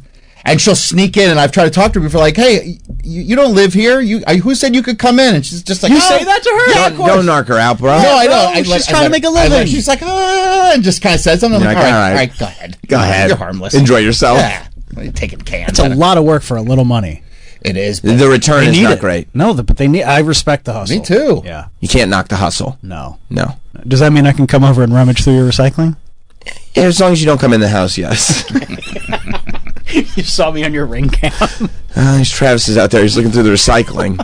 Maybe I should have a talk with McClure. This doesn't seem right. Times are tough, man. No, I know they're tough. But they're about to get a lot better. Oh. America 250 is coming up. Yeah. And we have confirmed we're getting our UFC White House show. Because there were some things that they said, apparently the UFC Octagon weighs a crazy amount. Really? It's an insane, which I guess makes sense because you don't want these two giant men getting thrown into the side and then the whole thing shifts or tips over. Right. So the base is it's tons. It's very, very heavy. So they had to figure out, they said it was in doubt for a moment because they had to figure out what spot on the White House lawn can take that kind of weight. But I guess they found it because as of a couple days ago, they confirmed that as part of America 250, which it feels like this is just where we're beginning. So, I think it's going to be huge. It says the UFC cage match is going to be on the White House lawn. There's going to be an octagon cage on the South lawn. There's going to be a full fight card. There's going to be weigh-ins at the Lincoln Memorial. That's sick. That's so sick. Jumbo screens on Ellipse. What's Ellipse? What is that? Don't know. Another part of the White House, I'm sure. And possible, no, Oval Office walkout. Oh, jeez. I mean, I still don't understand how they're going to logistically do this. Well, you're not going to be able to take part in this then. I don't want to. Yeah. No, I don't know either because they said the Ellipse is the huge circular lawn near the White House that the public has access to. Oh, so maybe there'll be runoff seating there. That's where they're probably going to seat most people, and then the front, the top people, the front row, the Theo Vaughns of the world, the Jim Nortons of the world. What's it going to be like when Theo Vaughn is sitting by himself for the undercard on the White House lawn? I love that photo. He's a real one. Yeah, well, he said some of the best fights he's ever seen have been on the prelims. So he goes for all the fights. Yeah, I'm that makes more sense. Look, I feel two ways about this. Number one, yes, it's absurd. But number two, I do feel like America 250 should be a total absurdist celebration of everything that is us. And if you think this isn't us, you're in denial. Plus, things look cool. That's what it should be. America 250 should just be look at how ridiculous and cool we are. UFC at the White House. Just that whole, image. Mm-hmm. What's, I remember WrestleMania at Caesar's Palace, outside. It's great. WrestleMania 9. It's iconic. Iconic. You think about oh wow, they're doing a WrestleMania outside. Yeah. It's all dressed up like Caesar's Palace. Now it's in the White House lawn. It kind of feels like the same thing to me. Yeah. It's a spectacle. Except imagine if Yokozuna came out from the Oval Office. That would have Can been he even do better. that this year? Unfortunately not. Yoko is no longer with us. What about Mr. Fuji? Mr. Fuji's also no longer with us. Shit. Brett's still around. Bret Hart could do it. He was on Simpsons. He was definitely on Simpsons. He will remind you of that, too. Although he's Canadian, so he might not be invited to America 250. Oh, yeah. Unless they're the 51st state by then. It Don't could know happen for by sure. then. That's not until July 4th. I don't know if this card is happening July 4th proper or around July 4th. No, I think didn't they announce when it was? I think like June. Yeah, I think it's maybe the Saturday, because I think July 4th is a Saturday this year, which is going to be lit. If July 4th, for us. Why? Because we won't be on the air? No, we won't get a day off. No, but I mean, we're going to need some recovery. Everyone will get the Friday off. Yeah, and we take Fridays off. We'll take the Thursday off. Nice. I mean, technically, we didn't get any time off for July 4th this year either. Yeah, that's because I'm that type of guy. I'm lit.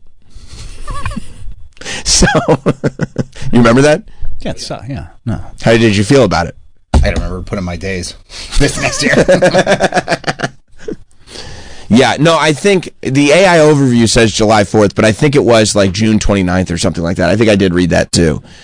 I think it might be the week before for whatever reason. But yeah, I want to know what other events are happening for America 250. Concert? Who should play? Kid Rock? I think that actually is happening. Who should do? I think either Tim Dillon or Nate Bargatze should do stand-up. Nate wouldn't do it. Nate wouldn't do America 250? Why not? He's apolitical. Yeah, but it's America 250. America 250 is apolitical. At the White House? It's America. It needs to be Tim Dillon all the way. Yeah, Tim Dillon. Tim Dillon and Theo. Yes. That's a lineup, bro. That would be a pretty good lineup. That would be pretty good. I go see that. Hell yeah. Yeah.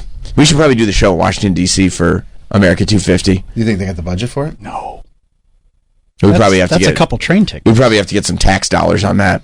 We do have a studio there, I think, still. No. I want to do it from the White House lawn. Oh, okay. I wonder if we could just do it from Zoom. Like set up a laptop. Could we do the show that way? Maybe we set up a laptop on the White House lawn. That'd be sick. And then zoom back into here. Mike, unfortunately, you have to stay. Run the board. I'm the most American one here. I know, but what can I tell you? It is what it is. McClure's idea. Can we have AJ run the board? No, he has no idea how to do it. It's got to be you. Sorry, bud. What about Susumu? Susumu can't handle that kind of pressure. I'll load up Foo Fighters for him. He'll like that. Susumu's my board up on the wrestling channel, but he took the show completely off the rails yesterday. Did he? Oh, no. Yeah. Why? What happened? Because there's like this, I'm just trying to talk about my wrestling. And there's this, on NXT, which is one of the WWE programs, the show ended with the 3 top girls in NXT. And the one girl said, "I'm the greatest champion that has ever been." And then the 3 top girls from Raw and SmackDown showed up. Rhea Ripley, Stephanie Vaquer, and Tiffany Stratton. Those are the 3 top girls from the main roster. NXT is the developmental show. And they said, "Oh, yeah?" And so it ended saying there's going to be a showdown between these 3 top ladies and those 3 ladies. Now, the 3 top ladies that showed up are 3 of the biggest ladies in wrestling right now. So it's a very lopsided competition, right? It's like those 3 are clearly going to kill these 3 women in NXT. So as I'm talking about it, I see Susumu jump up. And I'm like looking, it's not that big of a room. And he's looking at AJ, who's my producer on that show. And he goes, now. And AJ's like, okay. And I see it all happening. Like, I don't know, Susumu doesn't realize that I'm observing what's going on in front of me. I'm trying to do a show, but like also like, I'm not one of these weirdo hosts that are so ego driven that I'm in my own bubble and nothing else going on around. You know what I mean? Do you know what they're doing? No. Okay. No clue. Okay, continue. I didn't even tell them I was going to talk about it. I don't tell them. I just start talking. So he's right here. AJ's where Mike is. AJ's where Mike is. Going, go now. Go. AJ starts going on the computer to pull it. And then I look at the monitor in front of me that's connected to the computer that AJ is on. And there's a meme that is apparently very hot right now of a hydrogen bomb versus a coughing baby. Okay. Have you seen this meme? No. It's very hot, right? They tell me. I found out about it yesterday. Hansel? What? So hot. Yeah, Hansel. It's hydrogen bomb. Yeah, that's it. Coughing Baby versus Hydrogen Bomb. Okay. And so, like, that's the exact thing that's on the screen, right? Uh-huh. And I don't know why it's there. That's it? And then Susumu sits down with his arms crossed. Like, oh, yeah. He's proud. But I'm not familiar with the meme. I'm kind of a boomer, so I don't know about the meme. You just learned about 6'7". I just learned about 6'7". I don't know Hydrogen Bomb versus Coughing Baby. Mike, did you know about Hydrogen Bomb versus Coughing Baby? This is the first time hearing. Troy? No. Okay. All right. Thank God. Thank God for me. So in the middle, I'm going, and Susumu's sitting there like this, and AJ's looking at me because AJ knows me a little better than Susumu, and AJ's looking at me going like, waiting to see how I'm going to react. Like he's not as sold on this bit, whatever it is, as Susumu is. He's like, okay, I'm doing this because Susumu told me, but also I think, like his gut is, if it goes south, Sam will blame Susumu, not me. Hopefully, fingers crossed. So I'm putting it up because Susumu told me. Now, AJ does outrank Susumu. Yeah. So I don't know why he took the order, but he took the order regardless. And so I swear, and you can listen back to it, mid-conversation, I go, yeah, so we saw them at the end of NXT, and Susumu, why did you put a picture of a Hydrogen Bomb versus a Coughing Baby on the screen? Like, I swear to God, I looked at it, and I thought it was just the desktop that was left by another show, because it was just black in the background. I thought it was just so I go like, why was there all that commotion? And then just this thing, like, did something fail on the computer? I go, what was that commotion I just saw, Susumu? Yeah. And he goes, well, because, you know, the NXT women are the Coughing Baby, and the other women are the Hydrogen Bomb. It's very one-sided. And I was like, I mean, so you're saying that those women versus the NXT women are like a Hydrogen Bomb versus a Coughing Baby? And he just... oh, my God. Yeah. I was like, okay, I guess you could make that comparison. And then he was like, I'm surprised you haven't seen this meme before. And I was like, well, I haven't. So... But if you're telling me it's a meme, yeah, I go, I don't know if it's that. And I mean, I don't even know how to go with the joke because I don't know what the meme is. Yeah. So I go like, I mean, that feels a little harsh on the NXT women. I don't know if I said maybe they're like some sticks of dynamite or something. I don't think they're as harmless as a Coughing Baby is as compared to a Hydrogen Bomb. A Hydrogen Bomb is about as powerful a weapon as you could possibly get. But you think Coughing Baby, Susumu? And he's giggling. He said, yeah, that's what I think. It's like, all right. You're in the middle of a hot take. I was trying to develop, sometimes like, and you know how I operate. Sometimes I know that there's something there. So I start talking because my brain opens up within the conversation. Yeah. Like I can feel that there's something there. So I'm going to talk it out because I know it'll be unlocked as I talk. Mm-hmm. And so as I'm in the process of unlocking what I know is there, I see a picture of a Hydrogen Bomb versus a Coughing Baby. And Susumu with his arms folded, like he's really accomplished something. And AJ looking at me going like, I don't know how this is going to go, but let's see. And I go, why is there a picture of a Hydrogen Bomb versus a Coughing Baby? I don't know why this is there, but Susumu was pretty confident. And then a caller calls up, and he goes, I'm surprised you haven't seen that meme before, Sam. I have seen that meme around. I mean, I guess you could make the comparison. That's as strong as his endorsement of this bit was. And Susumu starts pumping his arms in the air like, yes, I did it. I'm successful. He was proud. And then I had to stop again to go like, hang on, caller. I want you to know that lukewarm, flaccid endorsement of what we just said has caused Susumu to jump up and down like he's Rocky Balboa. Like he thinks this is a real victory for him. I feel like you were just being polite. And the caller, I believe, confirmed that he was indeed just being polite. But Susumu was grinning ear to ear because he had really pulled off. Yeah, he'd really pulled off this great. And then AJ informed me, you know, the show starts at noon. This conversation happened, I mean, probably 1:30 p.m. Eastern. Uh-huh. And like it was deep into the show, and you know, AJ informed me that 10 minutes before the show, he had this image on standby. That Susumu, 10 minutes before the show even started, he had gone to AJ and said, should Sam bring up the end of last night's NXT, you have to make sure that this image gets shown to him. AJ was just like, okay. AJ said, okay. AJ's got to crack some skulls. And then, but that's why. And then AJ was like, I don't know if this is an appropriate time to put up this image. But Susumu started shouting, now, do it, now. Go time. I forgot about now. I mean, that's what it was. It was actually vocalized? Yeah, there was so much commotion going on over there. It's an audio medium. Well, yeah, it was. The mic was off, and it was like a heavy whisper where I could hear it. And I'm sure you could hear commotion in the background. And it is an audio medium. Which brings even more. Good point, Mike. I mean, it's a great point because people forget. Not only can they hear a heavy whisper, but they can't see the image of the hydrogen bomb in the coughing baby. I hope you're planning on clipping this out because I want to see this. You do? I want to see the visual of this. Yes. Plus, you could put the image of the hydrogen bomb and the coughing baby in the clip on the video. Yeah. All right. That sounds like a train wreck, but I think that could amount to some gold. I'm glad you said, because I flick switches in my brain all the time. And because you're in the middle of it. Right. And when I'm doing the wrestling show, it's like, okay, what's hot and topical for a wrestling audience? Sure. So I don't even think, but now you tell me, no, I'd like to see a clip of this. Yeah. And people love funny sometimes. This can just be, Funny as money. Yeah, funny as money. Good point. Yeah.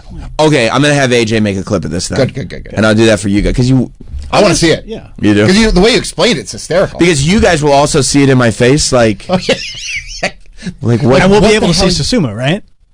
Yeah, I think that. Yeah. Hopefully. Hopefully. Okay, good. Yeah.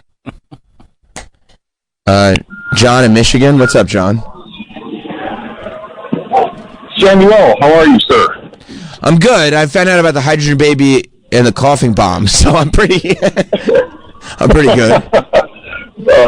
So I have a quick question. I apologize if I'm off topic, but my dear sweet lady went and bought a 6'3" Art the Clown animatronic for Halloween, and she had me set it up on September 5th. What is the proper time to set up Halloween decorations? Honestly, for me, and I don't do it, I just don't have the time. Like, I would like to retire and become the elaborate Halloween decorations guy in the neighborhood. Like, that sounds like a real goal for me. I just never have time to do it. But I honestly feel like when people start doing it at Labor Day, I like it. I get excited. Really? I do. I like it. No. I like early decorations, though. I'm not one of these people that go, it's not time yet. October 1st. No, because then you only get a month of it. That's all you need. No, Then it's not special. Honestly, I like people who do Christmas decorations the day after Halloween. Oh, good. You should talk to my family. Do you know about the Burrs? I can't talk to all of them. I don't know. Go ahead, Troy. I mean, my current family. Oh, sorry. My bad. So, Clarice is down in Florida working at a Filipino restaurant called Kaya in Orlando. I got to have a bite there. I heard it's very good. Excellent. And she comes in the other day, and they're putting up the Christmas tree. No. Yes. That's insane. And she's like, what are you doing? In September. And Chef Lowe, the head chef there, is like, it's the beginning of the Burrs. Oh, I think I was just hearing about... Bill? No, I didn't know it was called Burrs, but I was just listening... And this is like a major Filipino thing. They start celebrating Christmas. Yes, I was listening to something about Filipino Christmas on the radio. That's right. That's funny. That's really funny. That's 100% legit. The Filipinos are all talking about Christmas right now. They love the Burrs. Oh, I got to hit up. And Clarice was like, "What are you talking about?" She's like, "It's the Burrs." Like, what do you mean you don't like? And they were mad at her. They're like, "How do you not know about the Burrs?" The Burrs is the beginning of Christmas. September, October, November, December. So that's the Burrs. The Burrs. So it's the same. It's not like in the Philippines they have a different Christmas. It's the same day. It's just you celebrate it through the Burrs. Yes, there you go. That's so sick. They are serious about their Christmas. I love that. Yeah. I wish we were. I hate that. Why? Because I feel like it loses its specialness. That's really the only reason. The more the better. I feel like if you put up the tree like super early, I really love the Christmas season. I love it. But I like to look forward to it and then like really enjoy it, not have it sit around for 2 months. I think the only thing you do wrong is leaving I get mad at leaving decorations up too long. Like Christmas done by New Year's. Yes. Honestly, Halloween, the day after Halloween, you have to take it all down. November 1st done. Yeah, I would agree with that. Like swap it out. Put the Christmas decorations up right now. Or at least put the turkey up. if you want to do a Thanksgiving decoration, do a Thanksgiving decoration. But You yeah, can that's leave out all the fall decorations. Right. yeah, November 1st, not one. Are you okay? cobweb. Are you okay with or Travis? More so, November 1st, the tree goes. No. Okay. No. So If you're a Thanksgiving guy. If I had it my way, it would be Thanksgiving. Yes. Wow. But I've relented in the last couple of years. My daughter wants to put the tree up earlier. They were literally talking about it like 2 days ago because my wife realized that Thanksgiving is like super late this year. So she's like, "Oh, we're only going to have a couple weeks with the tree." So How late is Thanksgiving? I think it's like the last Thursday in November this year. What a fucking turd burger. We're getting ripped here. I know. Let's get it early. So like, I already know we're going to have to put the tree up in like mid-November. That's sick. And like, it's not like I hate it. Like, I love it, and I want to continue to love it. It's You like want to be getting very- too much of something that you love. You know? Yeah. No. Yeah, I'm fine with early. Late, I don't like. Early, love. November 27th? Yeah. But you feel like September 1st you would put up Halloween decorations? It's not even Halloween time yet. I would probably not. However, when I drive past a house in the neighborhood that already is putting up Halloween decorations, it makes me happy. But I also love Halloween. I love Halloween too, but I associate Halloween with Halloween October. 2 And is it's not- good, but, I think it's not quite as good as people think. What about Halloween 3? That really threw people. Love Season of the Witch. All right, let's take a break. Nathan McIntosh is coming in. Sit tight. He'll be in here with us in just a moment. We'll be right back with Sam Roberts Show.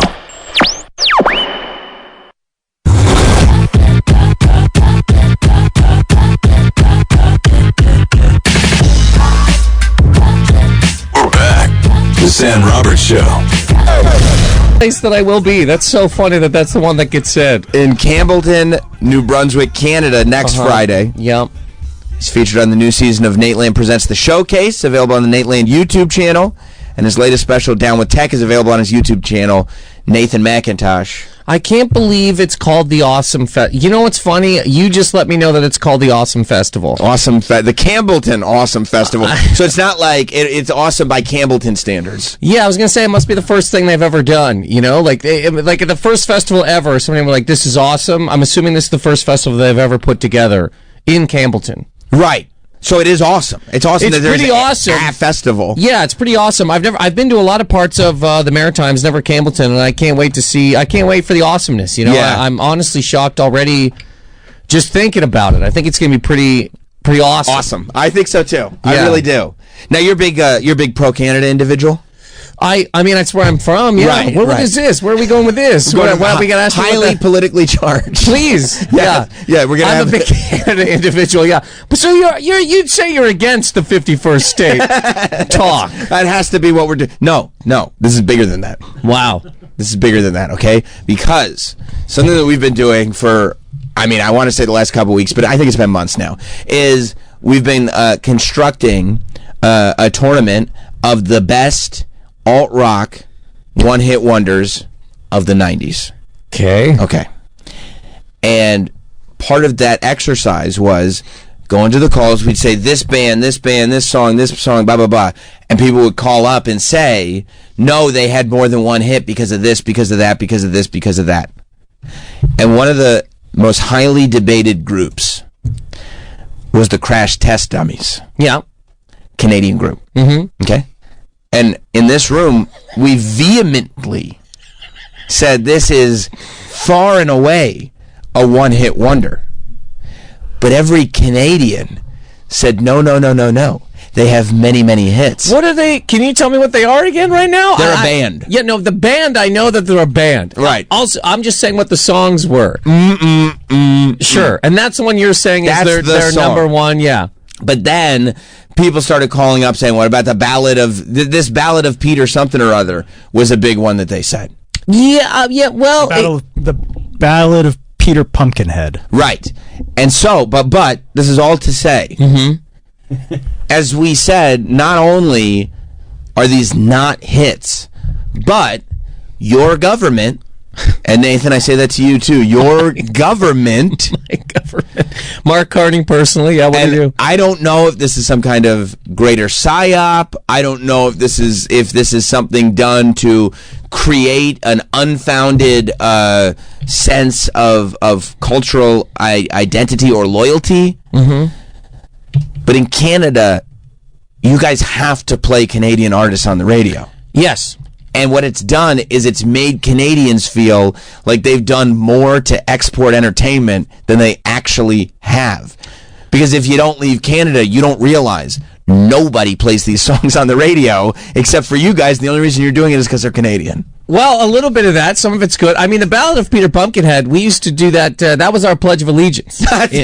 That makes a lot of sense. Yeah, they used to wave the flag in the morning. We had to drink a big, tall glass of maple syrup and and sing that. And we had to finish them both at the same time. Wow. It's tough. But and you're gargling at that point. Gargling, you're choking, you're dying. Sure. Only the strongest. Only the strongest survive. That's why everybody in Canada's big necks, thick, slap shots. Yeah, lumberjacks. Yes. Yeah. Except me, I'm the only one. Well, you came over here. I failed the test. Sure. I lost a lot of body fat percentage when I crossed the border. But yes, we have to play Canadian stuff because this place, okay, your government, all right, I'm not trying to be crazy, but your government has to tell everyone about everything that's happening within it. Right. So we have to know, the whole world, people in South Korea have to know about some guy who was on The Sopranos who has an album. Has to be told. You're talking about Uncle June?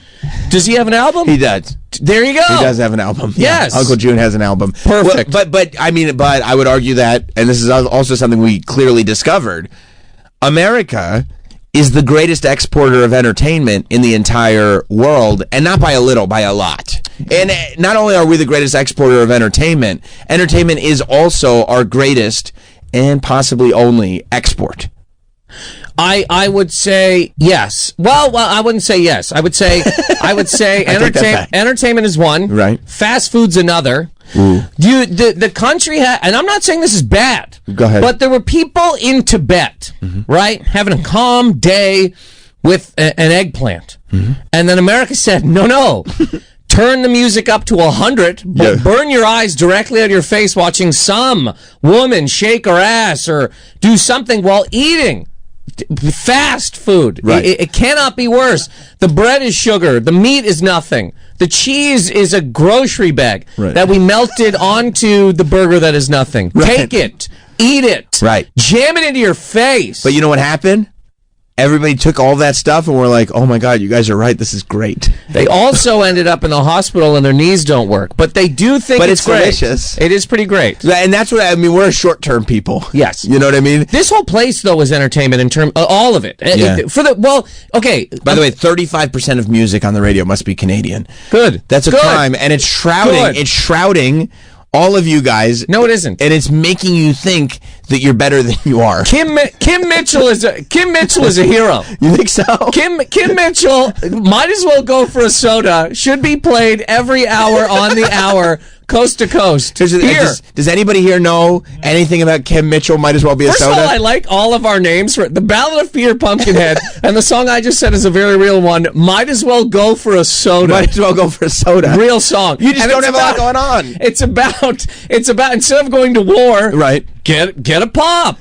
Go to the vending machine and get a can of Coke. Honestly, Mitchell, yep. It is a better philosophy than we have. I don't know why he went for soda, though. I'm assuming he's singing it at Americans because we don't say soda. We say pop. So I'm guessing he's looking at you guys or somebody in the world, and he's going, just, buddy, sit down and get a soda. It's probably us because there's two things that we love, war and soda. Yeah. So it probably is directed right to us. And entertainment, and war becomes entertainment. But either way, this place, can I also say, did anybody bring this up? I don't think, he didn't make it personally. I'm going to say that he did. Maybe the best one-hit wonder from Canada, Bret Hart. From the 90s, I mean, the old man only had one song. Right. I don't think that he literally put it together, but I'd like to think that he did. Bret the Hitman Hart? Yeah, he made that song. Which song is his theme song. That's his. So you're saying I'm saying he put it together, yes. Right, there's no vocals to it. Doesn't need them. Just the guitar riff. You know exactly what it is. You know what's happening. Yeah. I didn't realize that you credited pro wrestlers' theme music with the wrestler. Like the wrestler composes their own music. They have to. Right. That's what makes it there. Yeah, well, back in the at Hard House, when Stu was down there, wrenching on a guy's neck or whatever, he would scream into their ear, "Make your own theme song." Right. Get some trunks. That's the old school way of doing it. 100%. Yeah. So you'd be out there on the road with a Wendy's cup, just banging away with some straws, trying to get a beat going. Sure. And Brett learned his. He made that in Lethbridge. Are you a big wrestling guy, or is Bret Hart one of the things that they force feed you in Canada because it's like we have to have some kind of nationalistic pride? Bret Hart goes to every company every day, and across the entire country. It's crazy. What? No, I mean only Bret can do that. Thank God, there's time changes. Sure. I used to be a pretty big wrestling fan. I also met Bret Hart one time. Very quickly, my friend. So I was in Calgary. My friend is a huge Bret Hart fan. He's like, "We got to go to Hard House." I go, "Great." We went to this place called Humpty's. It's this like little breakfast place, diner thing, and we're sitting there before we go to the Hard House. I look over. I go, "Buddy, that's Bret Hart." Bret Hart was in there, giant man sitting with a smaller man. Mm-hmm. So we went over and talked to him. We're like, "Hey man, we were just going to go to Hard House," and he's like, "Heard of it?" And then we got a picture with him, and that's he was a nice guy though. Very nice man. Canadian. Well, two Canadians mean, what's he going to do? Right. Let's hear a little Kim Mitchell. Oh, I can't wait for that. Go for Soda. I've never even heard of this song. But this is, and again, this is what the Canadians are convinced is a great global hit. These girls don't have anything to do with us, man. Give me that. Mm-hmm. From the food and entertainment that's brought to us from here. You think about it. You get up every day. Not you, but just somebody. One. Yep. What? One. You get up at 1. No. One gets up. One. A human I get gets up later than 1 a.m. I've never seen credits in a music video, and that's awesome. Well, because a lot of people would watch this music video going like, who do I give credit to on this Hall one? Train. It's full credits, too. I mean, there's special effects. There's the best Hall Train. The best boy is on here. Whoever handed the soda to the man. Soda Flex special effect. You one gets up. You reach for a breakfast Baconator. Oh yeah, right. Good. Double cheese, super eggs, none of it real. You also pick up your phone and you're eating. Your eyes are eating trash and your body is eating trash. Right. You're malnourished. You're drunk. You barely know what's going on. Right. And you're furious at what you're reading. So furious. You don't even know why you're angry. Right. You haven't drank water in years. You can't understand why every time somebody even says hello to you, you want to literally run them down in your car. That's right. You don't know why. Right. As a matter of fact, it's almost like your fury bank is open when you wake up. Yeah. So you have to just, whatever's on your phone has to fill the fury before you start the day. It's pure fast food at both ends. Right. And if McDonald's could promote fast food through the ass, like how people do like butt chugging. Yeah. If there was a way that McDonald's could promote Happy Meal anally. That's right. People would do it. Like you, what's a boof? You boof your Happy Meal. Boofing Happy Meals. So 3 ways.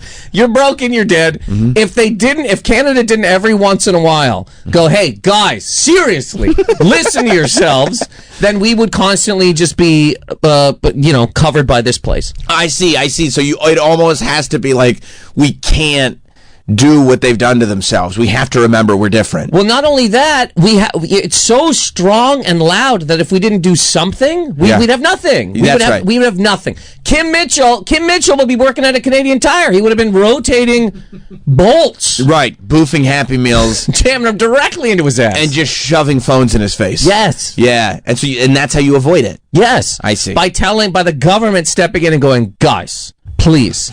Seriously.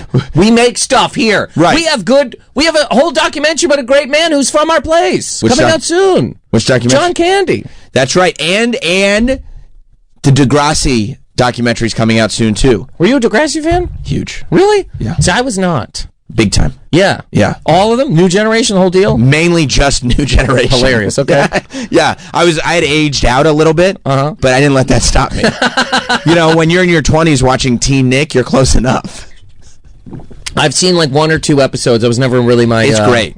I believe you. It's great. I'm excited to watch the John Candy documentary. And, Rick Moranis, too? Yeah, I remember a couple of years ago when he was slammed in the face here in And New it was York. the one time we finally said, all right, enough is enough. It's too much. And then nothing changed. When does the violence stop? Little Rick Moranis walking down the street. His little Ghostbusters head gets rocked in the... You know, by the way, you didn't see probably because you're here. I'm here. Canadian Twitter that day. Buddy, people were livid.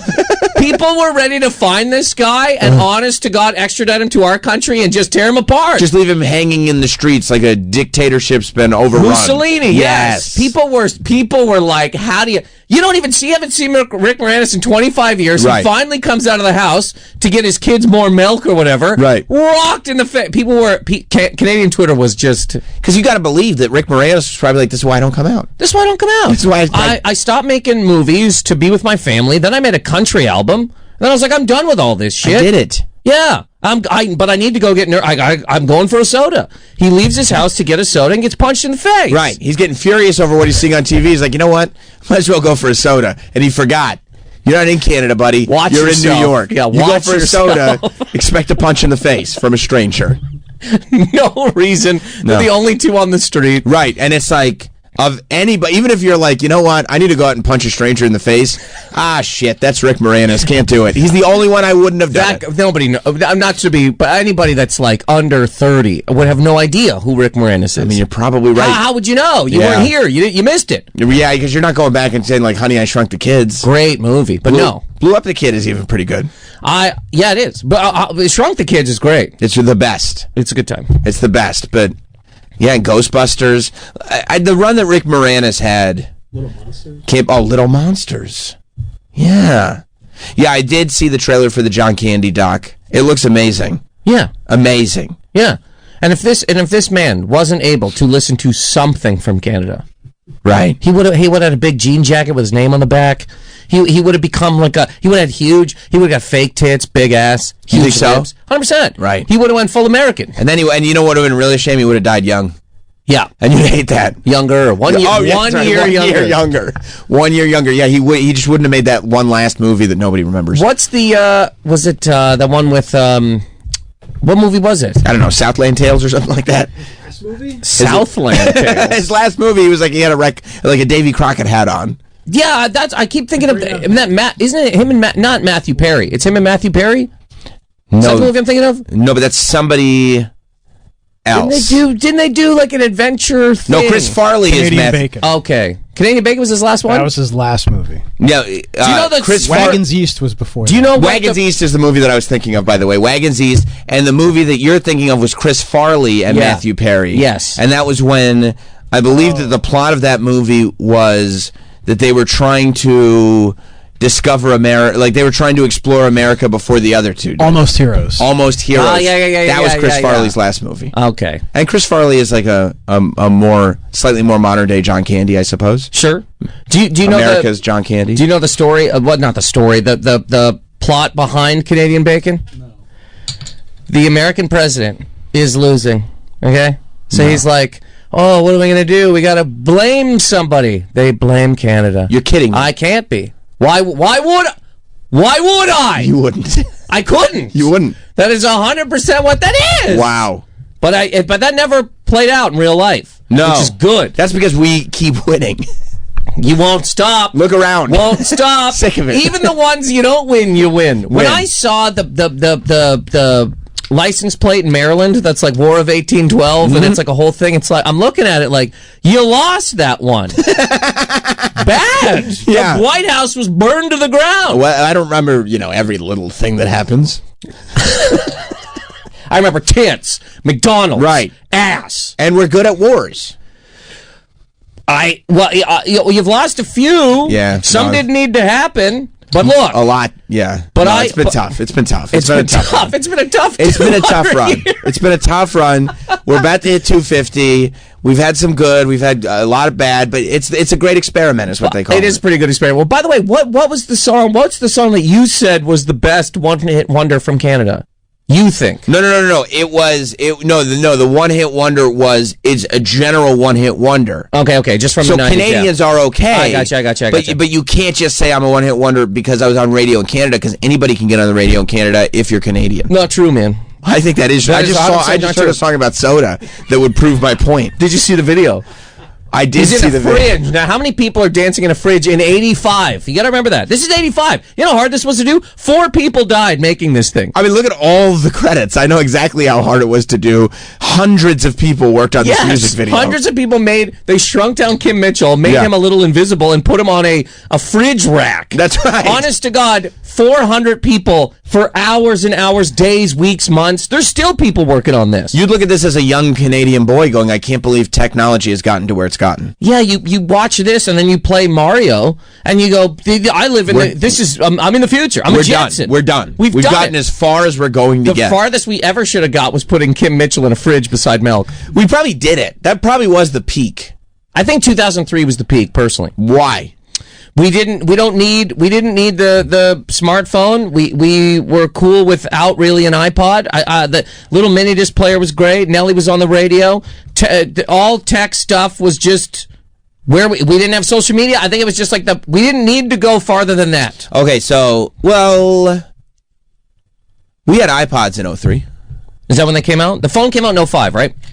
Yeah, we definitely didn't have an iPhone, but we had iPods. Okay, cool. Well, all right, great. Give me the iPod. And I think, I would agree with that iPods are okay. It was connected to zero. Yes, give me the iPod. Right, you'd firewire it into your computer. Perfect. They had just started to get really popular. Right, that was the third generation click wheel. 03, 04 is white earbuds era, when everybody had the corded white earbuds everywhere. But I think that's fine. Yeah.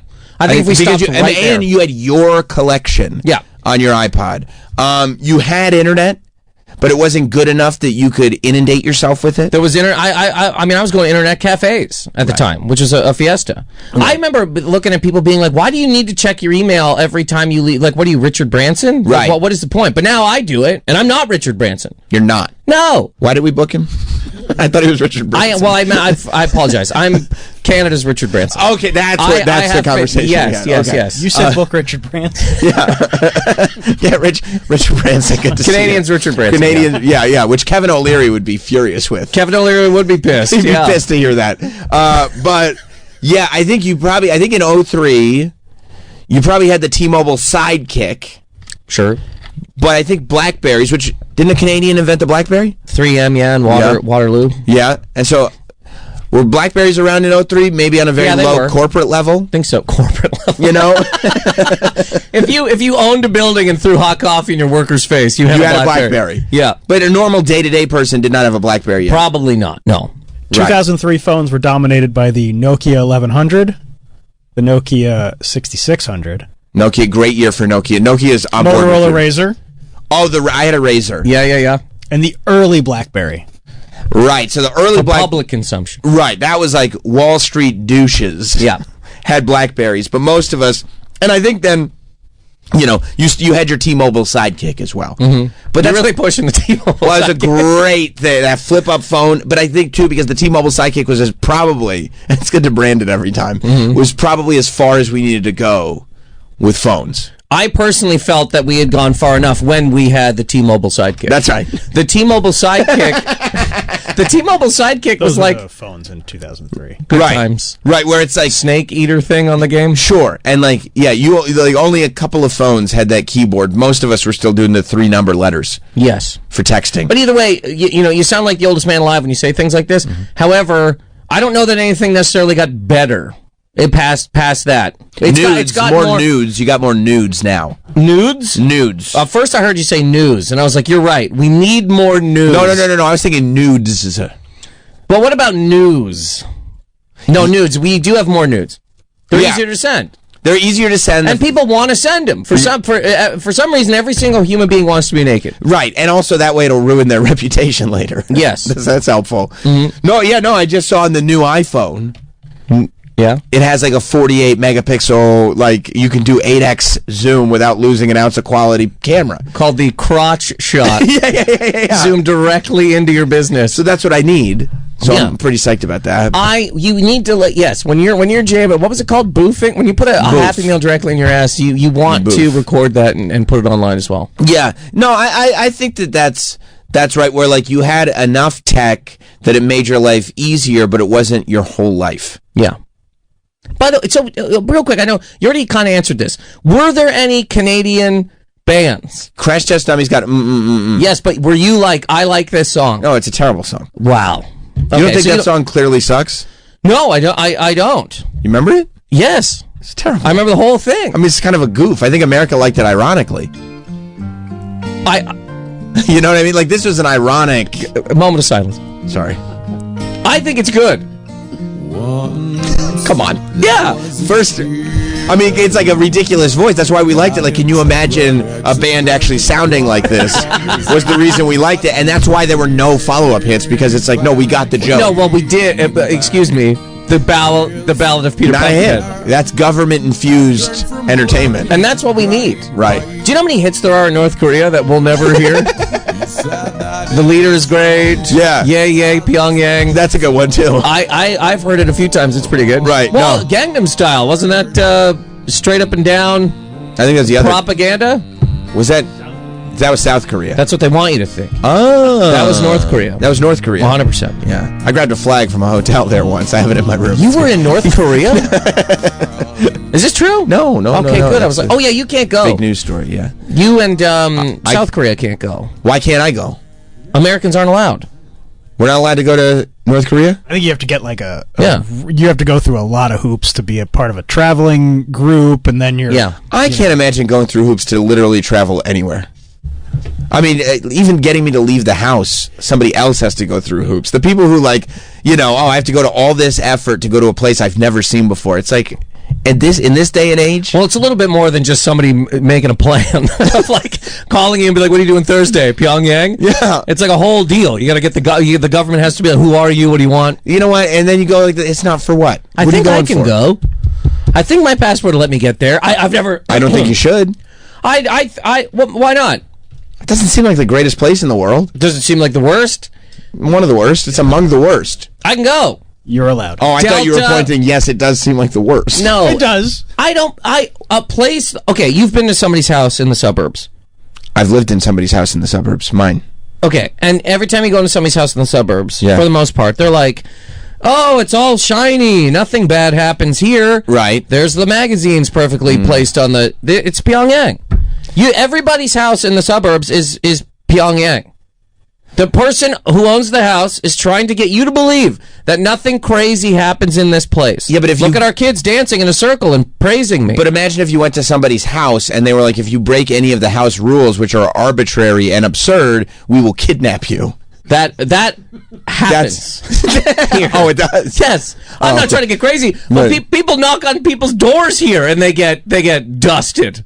What are you talking about? What am I talking about? I'm talking about... That is true? Didn't some kid just ding dong dash and got shot to death? And well, you can't ding dong dash. Oh, there you go. You can't ding dong dash. Also, a couple years ago, somebody pulled into a driveway to pull out. They pulled in to pull out. Bang, bang. You have to. You got in New York. But that's private. That's our property. You're right. You got to defend your property. And see, if you're not defending your property, what kind of American are you? If you're not at your porch holding a gun, ready to defend your property in the middle of wherever. By the way, if you're not defending your property that you have to pay the government for forever. Yes. Because it's your property that you're constantly paying the government for. Yes.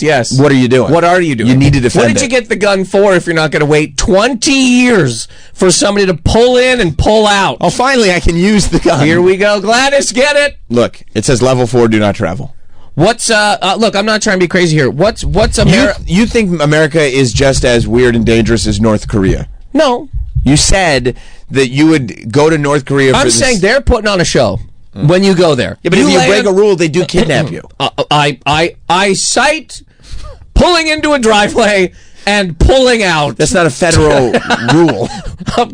I mean, exactly.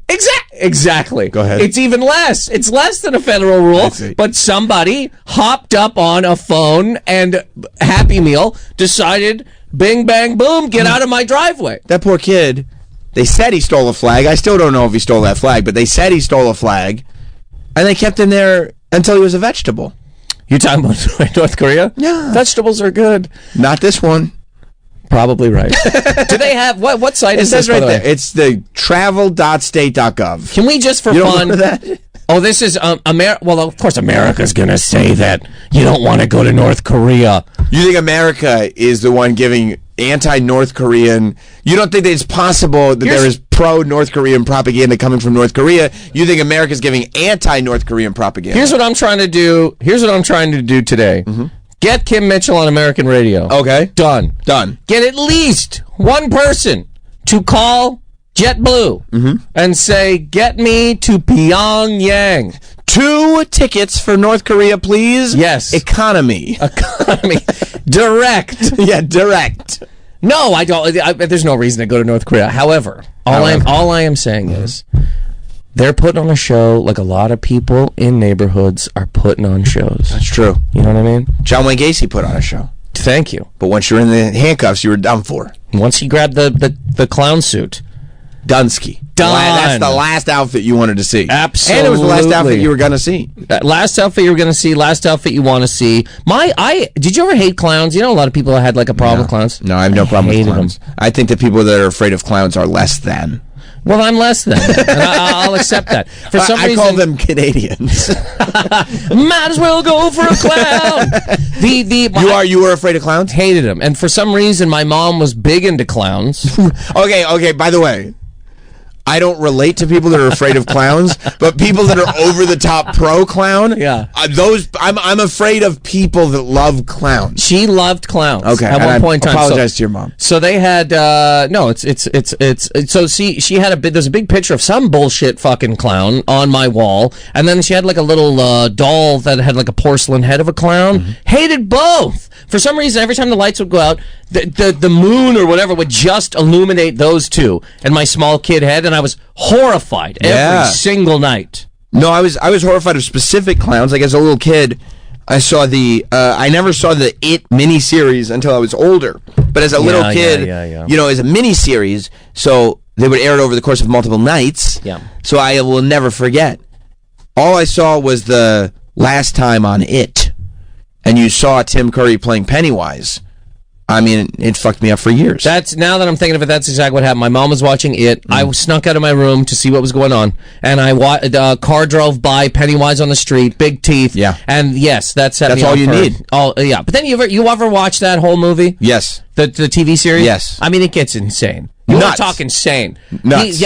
What's the difference between Kim Mitchell shrinking himself down and living in a fridge, right, or Pennywise becoming a giant spider in a sewer? You don't realize he's the essence of fear. He was never a clown at all.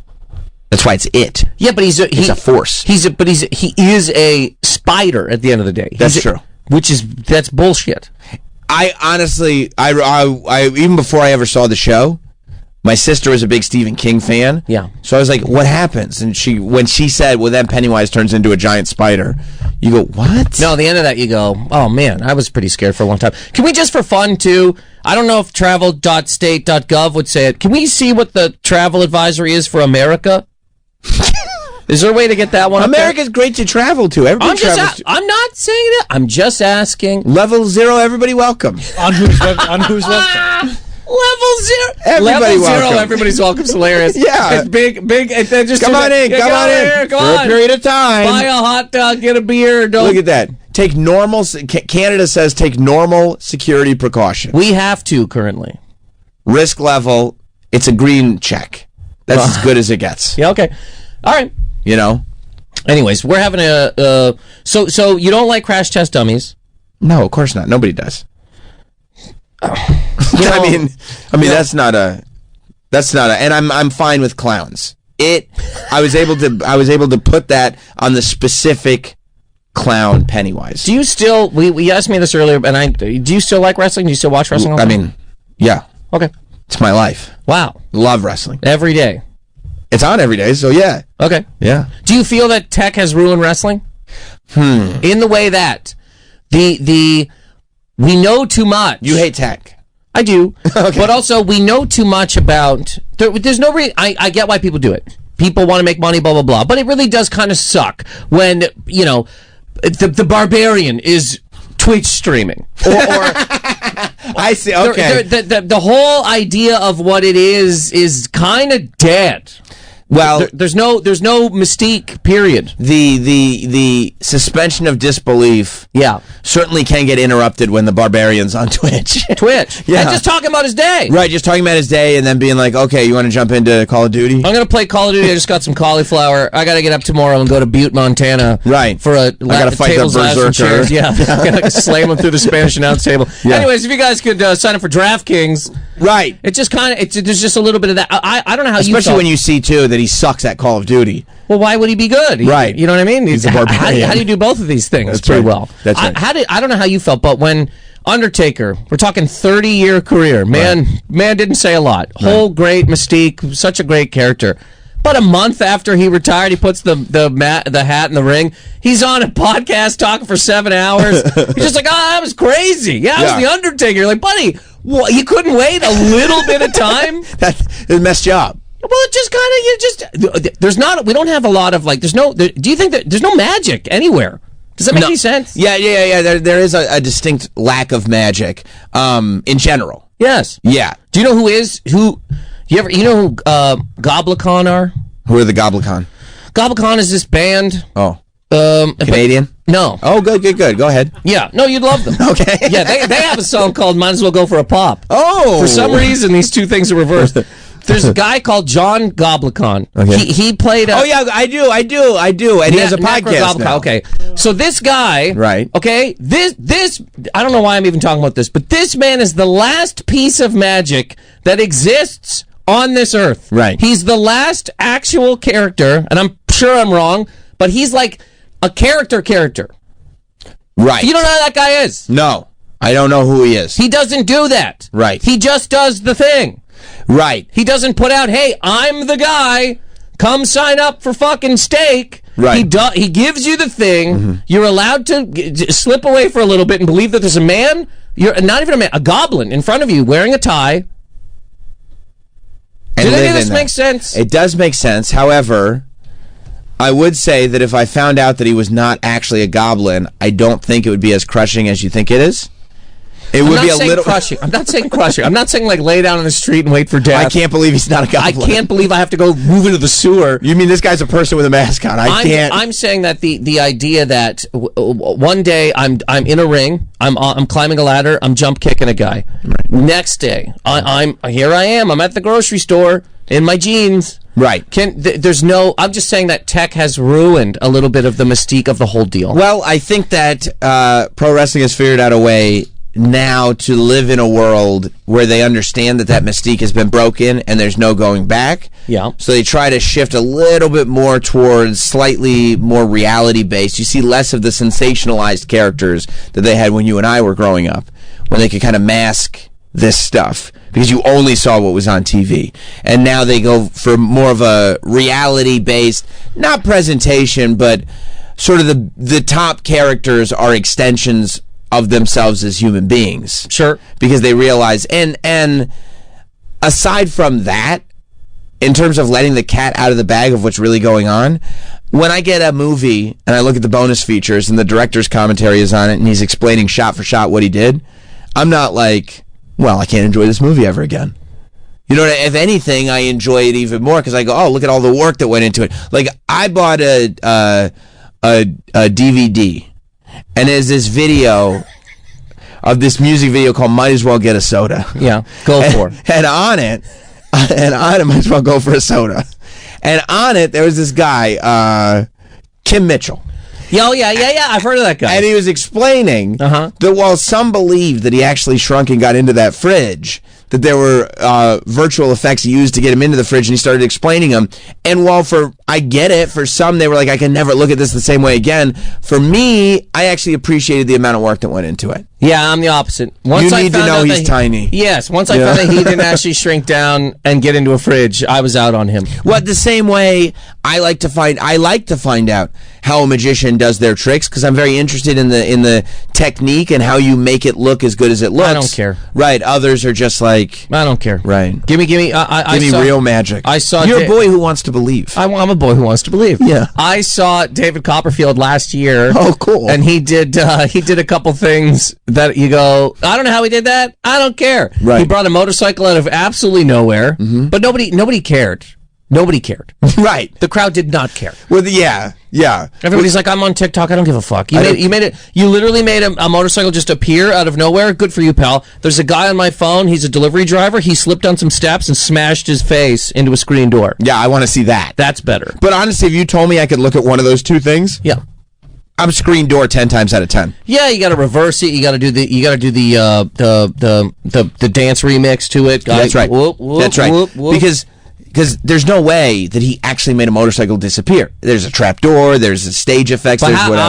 I was there. I would look it up on YouTube in 2 seconds, and then it would explain the trick. Well, why do that to yourself? Why destroy it? Because at no point. Why ruin it? Why don't you just believe? Because it doesn't ruin it. Because at no point do I actually believe he has created a motorcycle out of thin air. That's just why you're here. Here, I'm doing well. No, not here. I don't mean sorry. like here. I mean Sorry. here. You've killed all innocence. Well, it's not real. I didn't kill it. Either way, I'm not. I can't watch wrestling anymore. Why not? It's too powerful. I see. And I'm dead serious on that. How do you mean too powerful? One day you're a guy putting another guy in an armbar. Right. The next day you're running a town deciding what hospitals get funding. I see. It's like a Ouija board. Right. That people learned how to use. So you're saying other people are getting in being like, I'm just having a good time. Are you? Or are you one day? I see. So you're saying once Kane became the mayor of Knoxville. We can also go a little farther than that. Okay.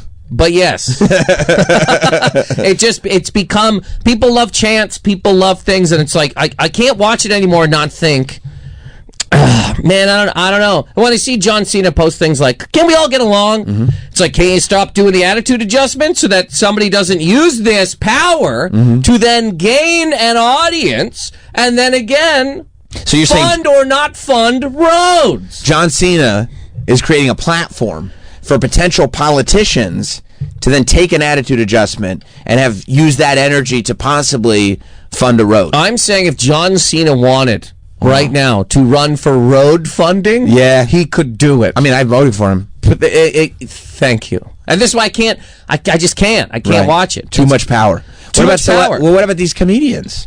Yeah, man, dude, yes. You know? The fact comedy is a lot less fun now that it is directly connected to the government. I mean, they literally said, you know why Trump's the president? The great comedians. There are people that said that. You think you don't believe that?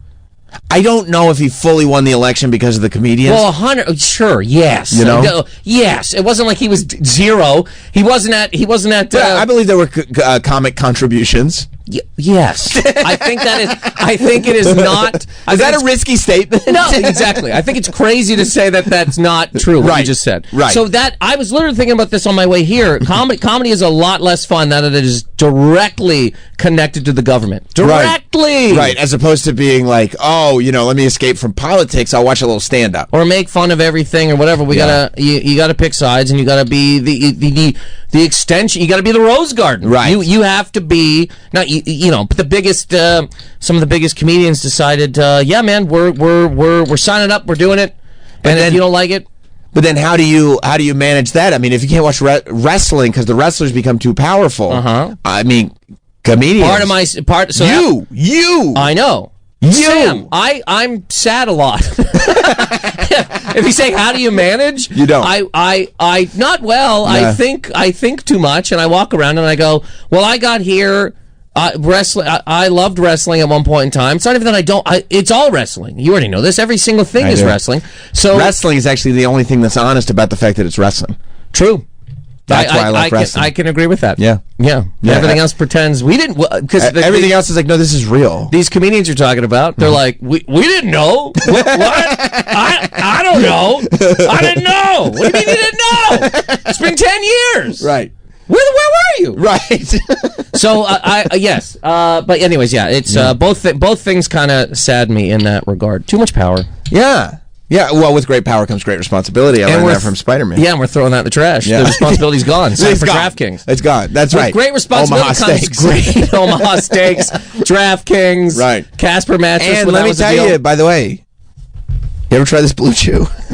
I am honestly, in all seriousness, every single day, and this is because of the podcast that I listen to, I wake up. I take a Blue Chew. It's a multivitamin. Yes. Yeah. I snort some AG1. Okay. And then I gamble. I go right to my Smart. phone and I gamble on all of it. Soccer, cricket. Yeah.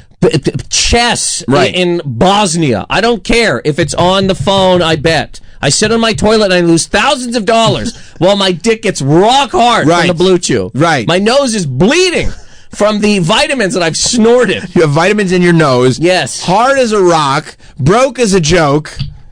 But this is the life that you live. This is the life we all live. Yeah, all of us. Every single one of us. All of us. Well, if you want to be there to help Nathan McIntosh get through all of this. Are you going to say the Awesome Festival again? Unbelievable. You know what's so funny? This has been like 75% Canadian. Yeah.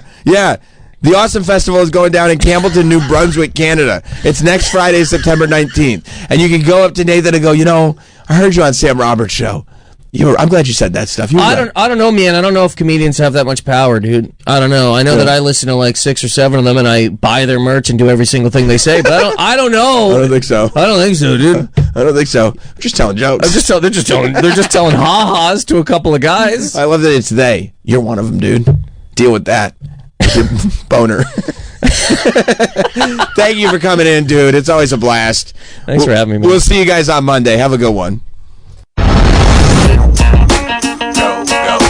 This has been Sam Roberts Show. If you missed anything or want to hear it all over again, check out Sam Roberts Show on the SXM app.